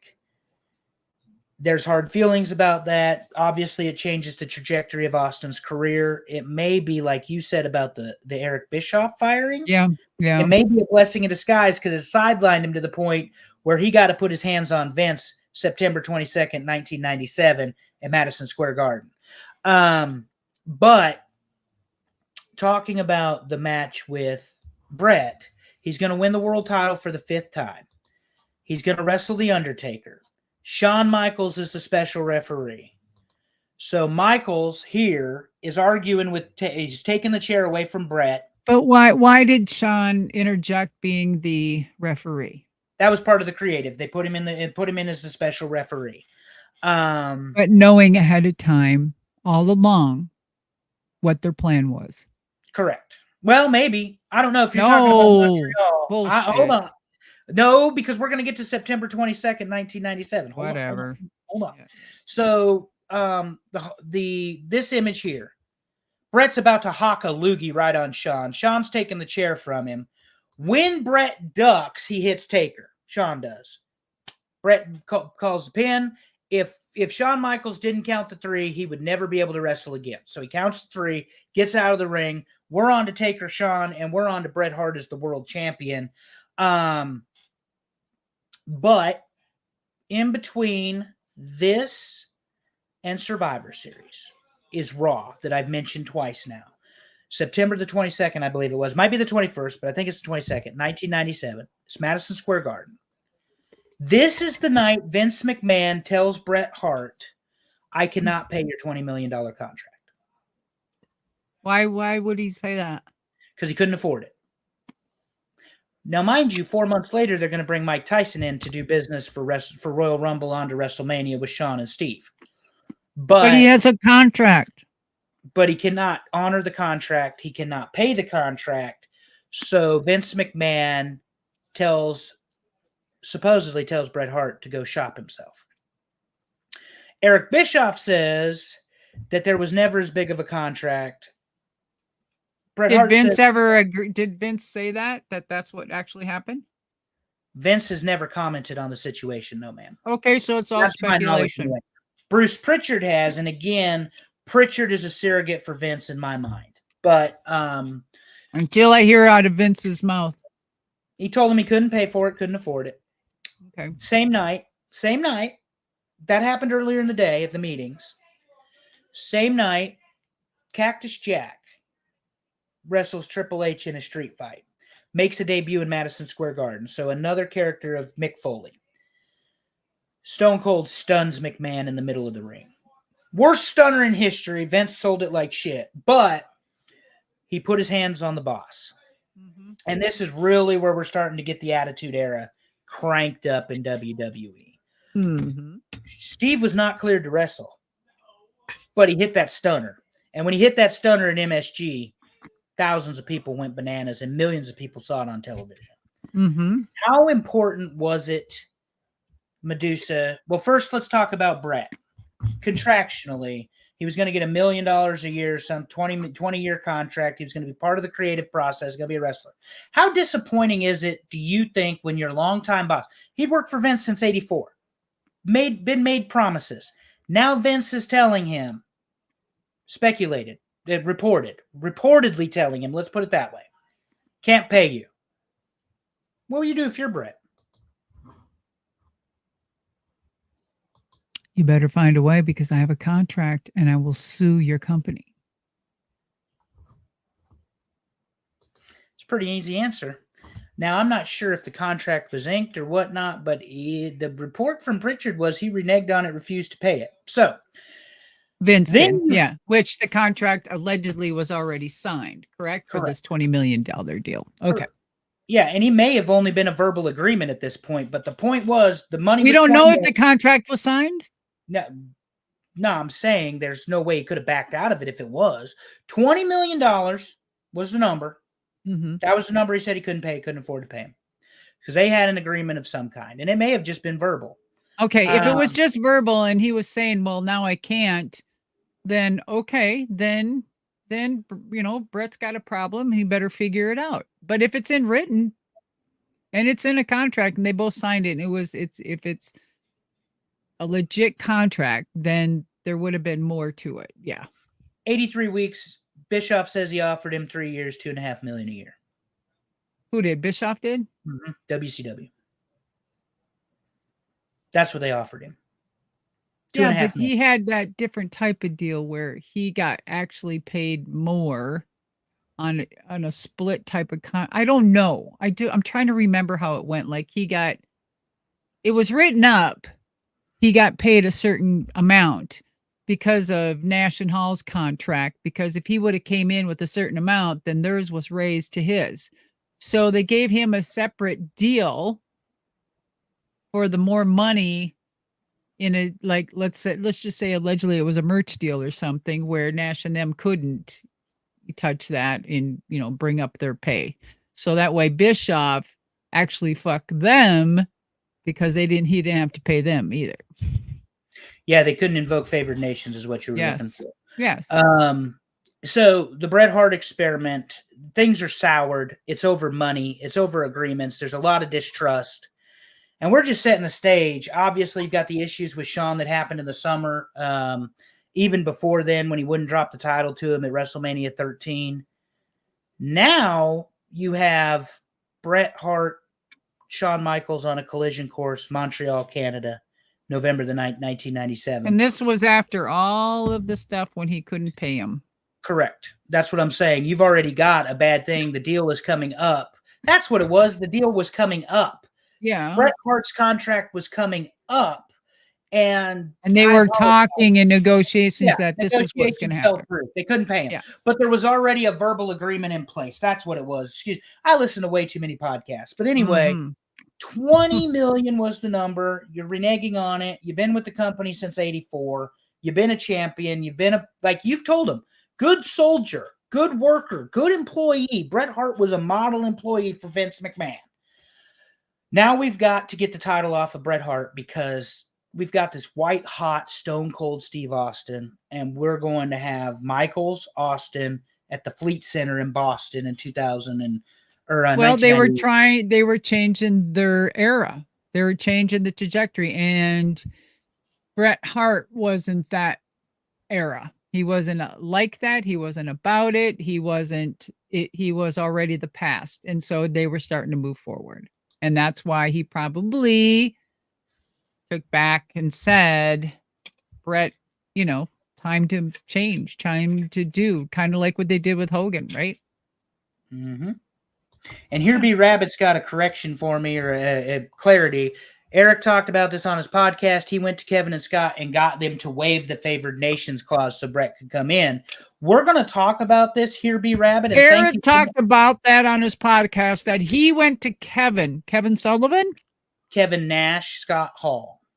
Oh, went to Kevin and Scott in regards to having them waive the favored nation clause. So Bret I will find the clip and I'll send it to you. Yeah, because I think that's what Eric said. Because it makes him sound good. It makes them like these guys are negotiable. Like they actually said, yeah, that's going to be fine. You don't have to up my contract another $500,000. Fucking Nash. Fuck no. So what are they going to do? What are you going to do for me then? Is what his answer would have been. What do I get on the back end? There's no fucking way they would have said no. I love you so much for that, because I think that Eric Bischoff is chronically full of shit. But that whole statement is full of shit. But I will double check what Here Be Rabbit said. Just because he said it doesn't mean it's true. No, I believe Here Be Rabbit is correct, though. He's reporting exactly what was said. I believe that. No, he can report that that's what he said. Okay. And that's probably the true statement. Yeah, it's true. He said that. Exactly what he said. Mm-hmm. But why wouldn't he say that to make himself look good? Okay, what's the purpose of it? It's a fair point. You honestly, let me ask you, do you think that was the whole purpose of that contract? Yeah, the clause was to make sure they always were the highest paid people. Bret got a separate contract that they didn't know about it. So that's why Eric's saying that, because he doesn't want to sound like he fucked his buddies. Well, and they went back and forth anyway, but we're going to get to Montreal, and then we're going to get out of here. Montreal, the screw job, everybody and their mother has talked about this back and forth and back, whatever. Contract's coming to an end. Bret has refused, apparently, to drop the title in Canada. He said he would drop it to Vader. He won't drop it to Bret. To Bret. You mean to... Or to Shawn. Excuse me, Shawn. Bret will not drop it to Shawn. He's not being paid what he was agreed to. The agreement's been broken, whether it was verbal or not, or even a tender offer, whatever it was. Broken, not doing it, not paying him, can't afford it, and now we're going to take the title off of you, and you're going to WCW. And we're going to give WCW the ball on the 1 yard line, and they're not going to punch it in when we screw you and make you the hottest wrestler in the world. And then Eric Bischoff's this whole thing, which we'll talk about in another episode about Bret Hart, but the screw job Medusa. It's November the 9th, 1997. It's Montreal. They have a brawling match. Then they get into the ring. And in something that professional wrestling fans had never seen, because everyone forgets when Moolah did it to, was it Velvet McIntyre? Which wrestler was it in the 80s that Moolah screwed? She was the Black Cat or whatever, and they did the quick roll up. It was the Leilani, maybe? I don't know if it was Leilani. Somebody's going to have Wendy Richter. Wendy Richter. That's exactly who it was. They screwed Wendy Richter out of the title, but people forgot that because it was Moolah and it was Wendy Richter. Don't be offended by that. This is Bret Hart and Shawn Michaels. So Let's back that up. That's, I love Wendy, but for her to say she didn't know that was Moolah coming out all the time she wrestled Moolah, and just because she was covered, she knows Moolah's style. She knows Moolah's body. Again, to confess this day saying I did not know that was her in the ring is a big bullshit. Well, and they definitely took the title off of her. Like, they screwed her out of that title when she was It's like dressing up Nash in a black outfit everywhere, coming out and saying, I didn't know that was Nash. As Super Shredder. Yeah. He was Super Shredder back in the day. Yeah. But we're going to get to Montreal, and Stone Cold is going to win the Intercontinental title. Great for him. Good match. It was fine. Him and Owen, they were able to work through the problems with the bitter feelings and all that from the injury. But Bret was unwilling to do business. JR says till he's blue in the face he didn't know because Vince wanted to protect him. The only people that knew that he was going to screw him, Vince McMahon, Gerald Briscoe, Hebner, the referee, because he had to do it, Triple H, Shawn Michaels. And Triple H has even said in a statement before, and I forget what it was on, and somebody in this chat will know, well, we just decided, fuck him. If he won't do business, we'll do business for him. So the whole point is to take the title off of Bret. Well, there's your answer right there. They all knew. But Triple H has said out loud, fuck him, we'll do business for him. And what does that tell you? They knew what they were doing. Okay, but I want to ask you this. Go ahead. It's choreographed, you're paid, Vince is your boss. Why not drop the title to Shawn? Because it was personal.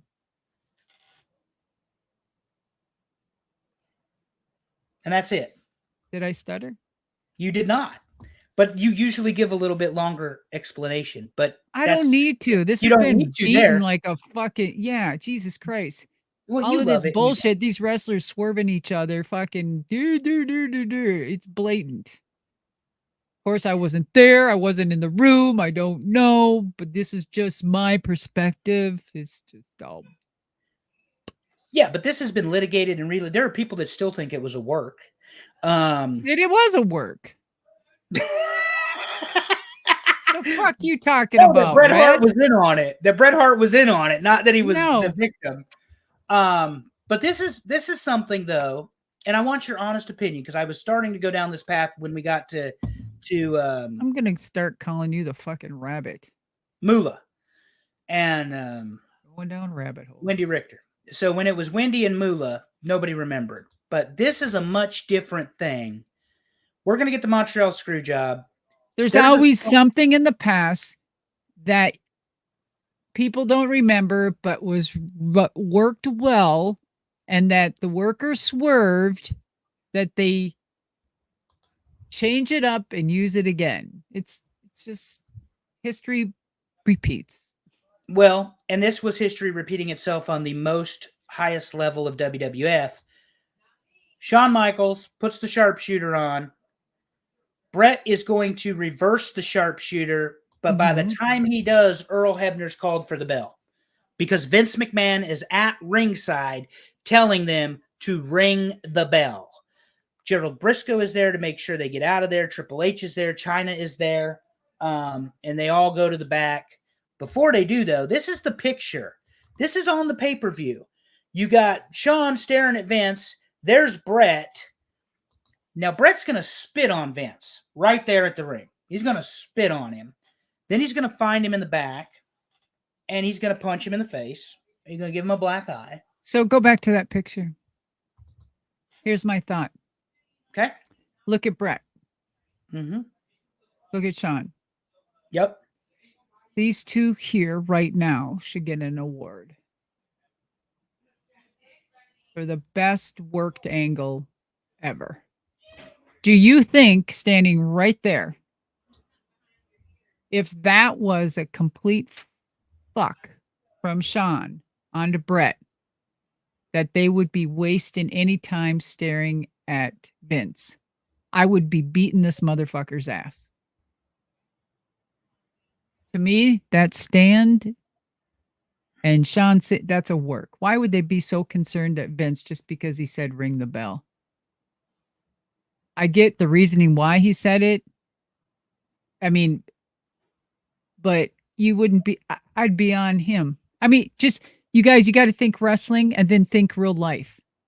If this was real life, wouldn't you be attacking this person? If you just fucked the biggest part of my career, so let's make it bigger than it is. And everybody's going to wonder what really happened. It's going to be the biggest story that went down in fucking history, and no one's going to figure out. You don't think there's stories like that in wrestling today? Well, ma'am, I want to bring something to your attention that I know you didn't forget because you still have it. 2 years prior to this, you took a title to WCW when you signed a contract, and you put it in a trash can on Nitro. One of the motivations to get the title off of Bret Hart wasn't there it is. Right on cue. Medusa's got the title that she threw in the trash can. Starting bids are 6 figures, ladies and gentlemen. It is. Starting at 100 grand. That's what I said. Starting figures. I'm going to have an auction in November, and I've already got 2 offers. There you go. Starts at 100 grand. Yep. It is something she'll sell, but for the right dollar figure. 6 figures, motherfuckers. Let's go. Okay, go ahead. So you threw it in the trash can. Okay. And I mean, we've litigated that. We know that. But the point was, he didn't want Bret taking his world title to WCW and then Bischoff being able to do something with the WWF World Championship. Why would he be worried about that when it was already done? When what was already done? I mean, didn't somebody do that already beforehand? Didn't someone take a WCW title and trash it? Like, who was that? Who was that guy? MAD USA. No. Who was the guy that did it before me? Who was it, guys? Oh, Ric Flair. Oh, but he did it the opposite way. He took the WCW big gold to WWF. That's what I just said. Who took the WCW title and brought it to? So Vince did it first. Sorry, ma'am. Vince did it first. Yeah. So we get this narrative now out of it. So everyone forgot that. So when I did it, no one even mentioned that. It was Bad Girl Blonde. You know, no one mentioned Ric Flair and what the whole thing was beforehand. No, they could only focus on that and try to ruin someone's career. But it was cool when Vince did it. Again, so he was getting his fucking worries again that shit was going to happen to him again. Well, he did it and Eric was around and there were enough people that remembered that he did it. But Bret Hart screwed out of the title. But what all of the ins and outs and the garbage of this Survivor Series, be that Shawn, Triple H, fuck him, we'll do business for him, Briscoe, whatever. Even Bret Hart throwing the right hand and giving Vince the black eye. The iconic thing, but nobody saw anybody giving a black eye. He just comes walking out of an office with him having a black eye. I can punch myself, have a black eye. Okay, looks good for business. No one saw that shit. He just came out, had a black eye, right? Am I wrong? Am I wrong? Witnesses reported Bret threw the punch. Okay, who was there? Who actually saw the punch? I don't actually know that anybody saw it. Okay, I rest my fucking case again. Yo, Just all the people outside the door when Vince God hit the damn, floor you are a wrestling fan. You're a fucking you're a mark. Okay, I'm a go mark. ahead. And I'm a mark because, you know, I like to look at things in the long term, which is what I was getting at before you decided to call me a mark tonight. And I'm okay being a wrestling fan. You're sweating. Fine. You're glistening. I'm glistening. Actually, it's just this light, like legitimately. But anyway, You sure you didn't have a facial? the most important, yeah, which one? The most important thing, you're welcome. The most important thing, though, that came out of Survivor Series 1997 isn't the screw job. It isn't Stone Cold getting on the trajectory. It's not Michaels winning the title. It's Vince McMahon. And it's Vincent Kennedy McMahon, not the announcer, not the good old boy. It is Vince McMahon, the owner. Bret screwed Bret. Of course, that was a great selling tool. Sounds good. Look, hear me out. Okay. NWO is kicking Vince's ass. Eric calls his podcast 83 weeks because Nitro beat Raw in the ratings 83 consecutive weeks and will not beat Nitro until April of 98. Vince McMahon inserts himself in the storyline, becomes the most evil person on the planet, in the world, the personification of evil. He is everybody you're against. Okay. He inserts himself against Stone Cold Steve Austin. Again, McMahon was a character, and that's why the docu-series of Netflix is exactly what you just said. An evil person. Yes. That was his character. Yes. Arguably the hottest wrestler in the world against the now Vince McMahon, tyrant, owner of the company. I did it. Bret screwed Bret. No remorse. The most important thing that came out of this is Vince McMahon really just poured gasoline onto the Attitude Era.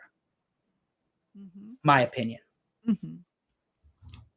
Yeah. What is the legacy of the Montreal Screwjob, in your opinion, Medusa? Because they come to listen to you, not me. Well, I don't know if it's the legacy, but I will tell you it.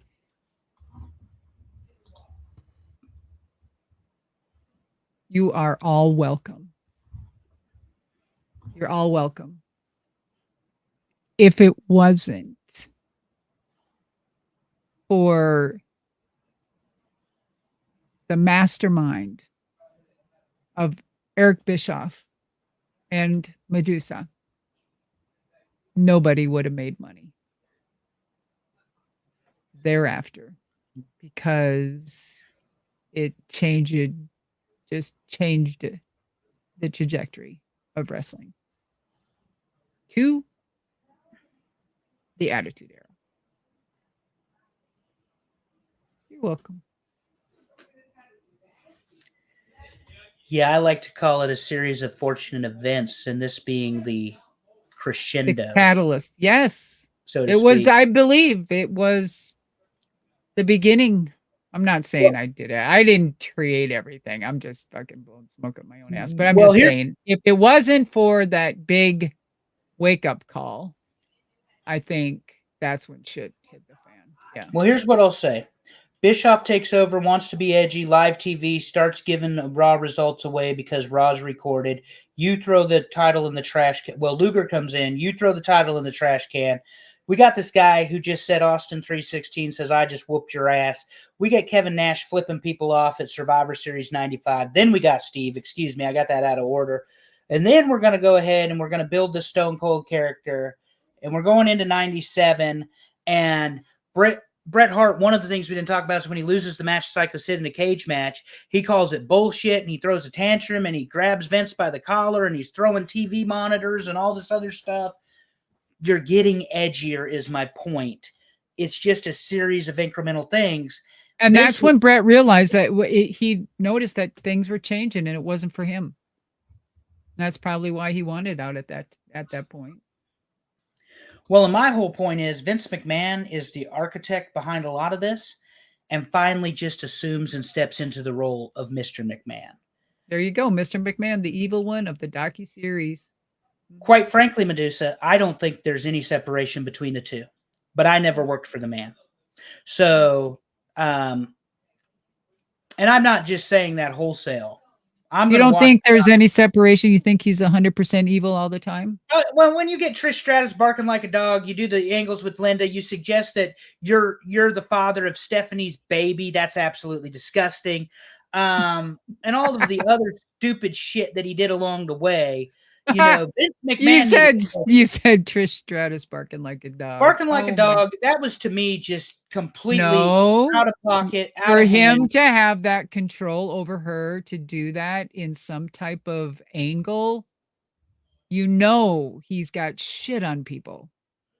And not just literally shit on people, but you know he's got some type of strong arm on somebody for some reason.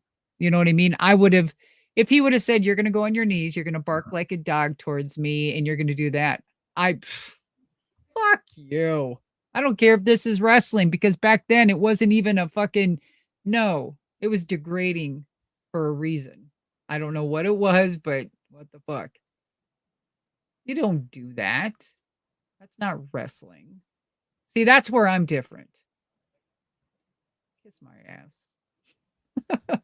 Well, this is what I will say. I will say it kind of like, you remember the Academy That's Award why I left. I said, fuck you.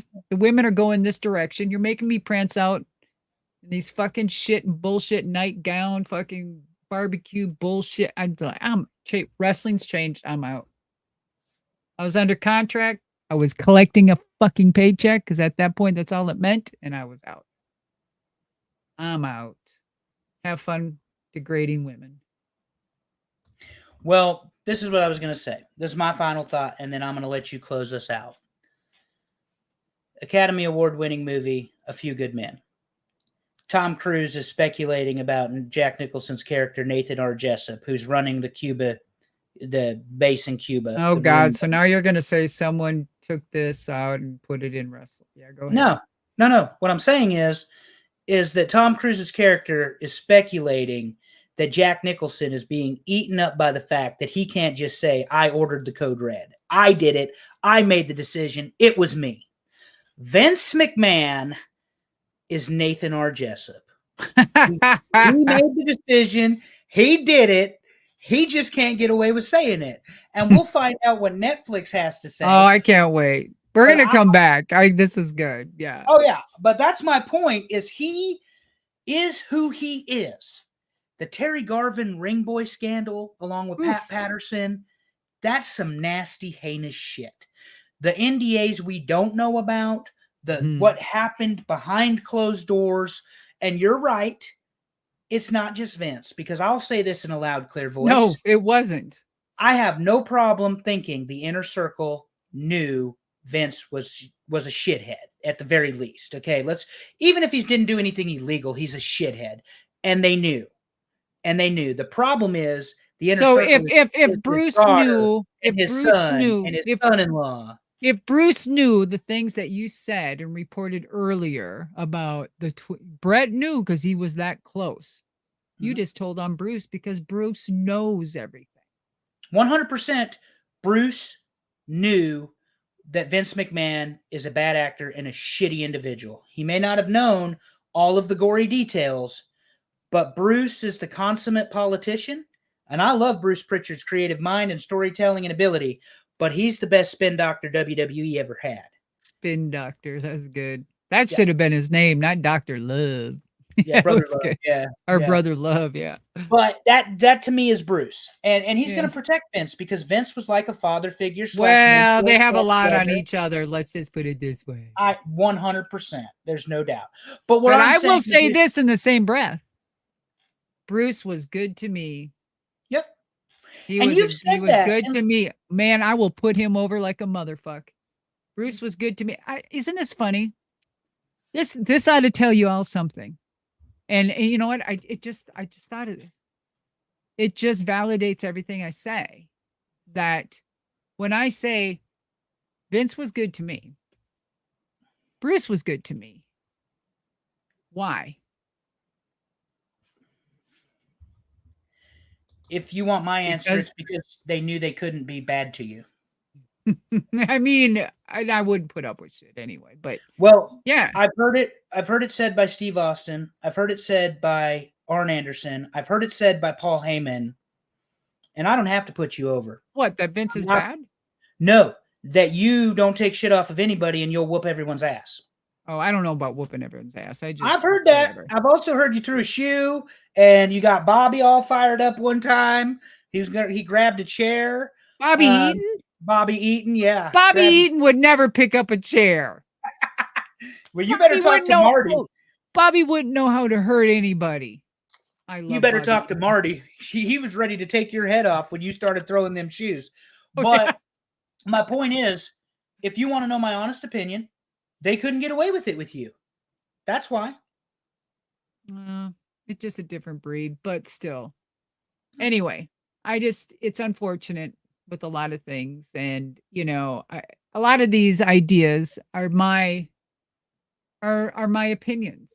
About wrestling and what I really thought happened and all of this. No one told me shit. It's just my opinion. Let's get that clear. And what I think, I could be wrong. I could be whatever, but there's still something. Even if I'm wrong, I'm going to tell you there's a lot that probably went into it, which was true. So it is what it is. Well, my deal is I have no problem saying these are my opinions based on 35 years of watching professional wrestling. Yeah, but again, no disrespect to you. You're watching. Yep.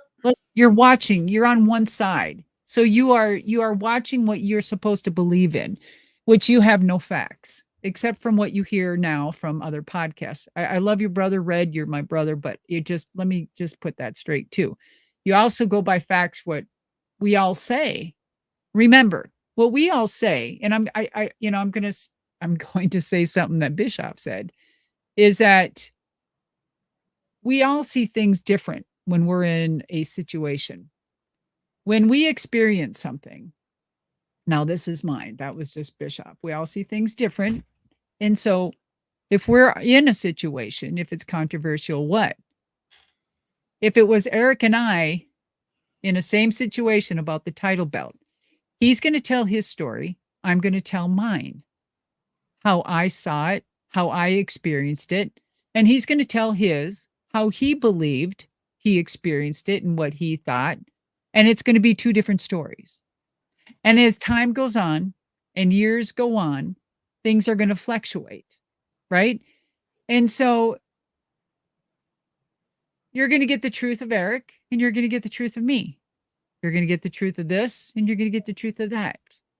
So you just try to put together the best story possible. And whatever facts are factual to times and days and enough people with facts and experience of it, then you have your truth. That's absolutely a fact. That's why I said multiple sources reported, etc. And I do try to be very careful when I'm talking about people's opinions on this show, because again, mine is through.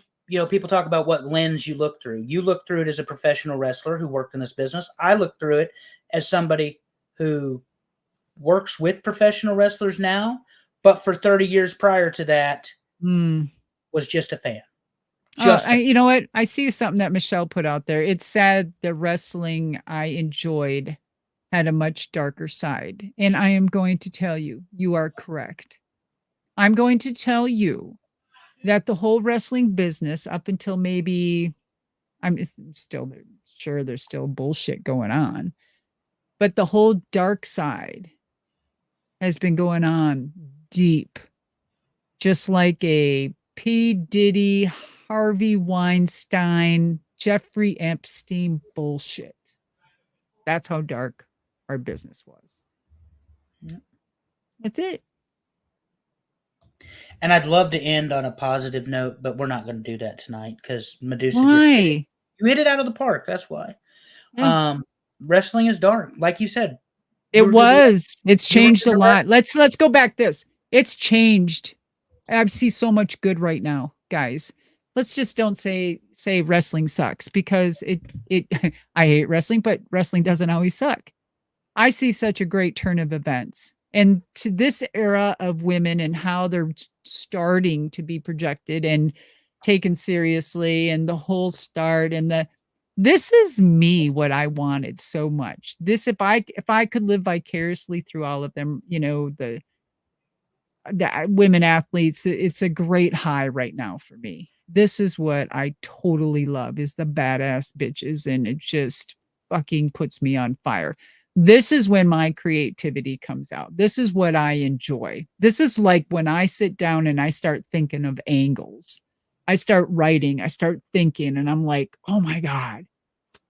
And in fact, I got together with a friend, and they're pretty amazing themselves in their mind. And, we just start bouncing things off each other, and we come up with some really great shit. So you never know. Well, it may not be great, but I'll be watching Vince, and I know you will be too, and we'll be talking Yes. about it. And we'll be back for Trash Talk on the Queen of Carnage channel at some point. Pick your subject. Probably next week. It's going to be Vince, I think. Unless we want to talk about Medusa's favorite female wrestler, Britt Baker. And for those of you that have been following the program, that's my dig at the end of the show. Such a dick. But Britt Baker will be back for Homecoming in AEW October, whatever it is, 5th or whatever. So anyway, we will, or October 2nd, whatever it is. Maybe she decided to show up for training. I don't know.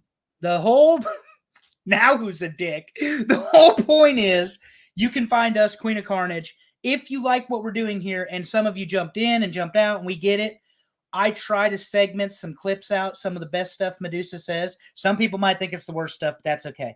But it's the best stuff, give you an idea of what we talk about, that sort of thing. But it's exclusive to the Queen of Carnage YouTube channel. So please like, subscribe, share. If you like, and when we get booted off of One True Sport, you can always find us on there. That is correct. And we're not going to get booted off of One True Sport, but thank you for that. Oh, okay. I know the owner. We'll be fine. Yeah, I do know that owner. Marcus is pretty cool. His brother is even better, though. Oh, Marcus. Oh, we still love you, Marcus. We still love you, Marcus. But we will, like I said, we'll be back. Please like, subscribe, share. The video helps with the algorithm. This is a monetization thing. The more views you get, the longer we watch, the more the Queen of Carnage channel makes. So that's all there is to it. But anyway, we're going to be back probably 2 weeks, maybe 3. We have to set our October schedule, Medusa. We'll figure it out. I got a lot coming up in October. She's got a lot coming up, so we may not, be back in long form, but that's why I'm telling you all. And I've said it 5 times. Queen of Carnage, YouTube, like, subscribe, share, because that's where you find everything that Medusa and I do on both of her programs. So with that, I'm done for the evening. I appreciate y'all. Medusa.com. Yes, thank you guys. Medusa, final words. Wrestling is real. People are fake. And with that, good night, folks.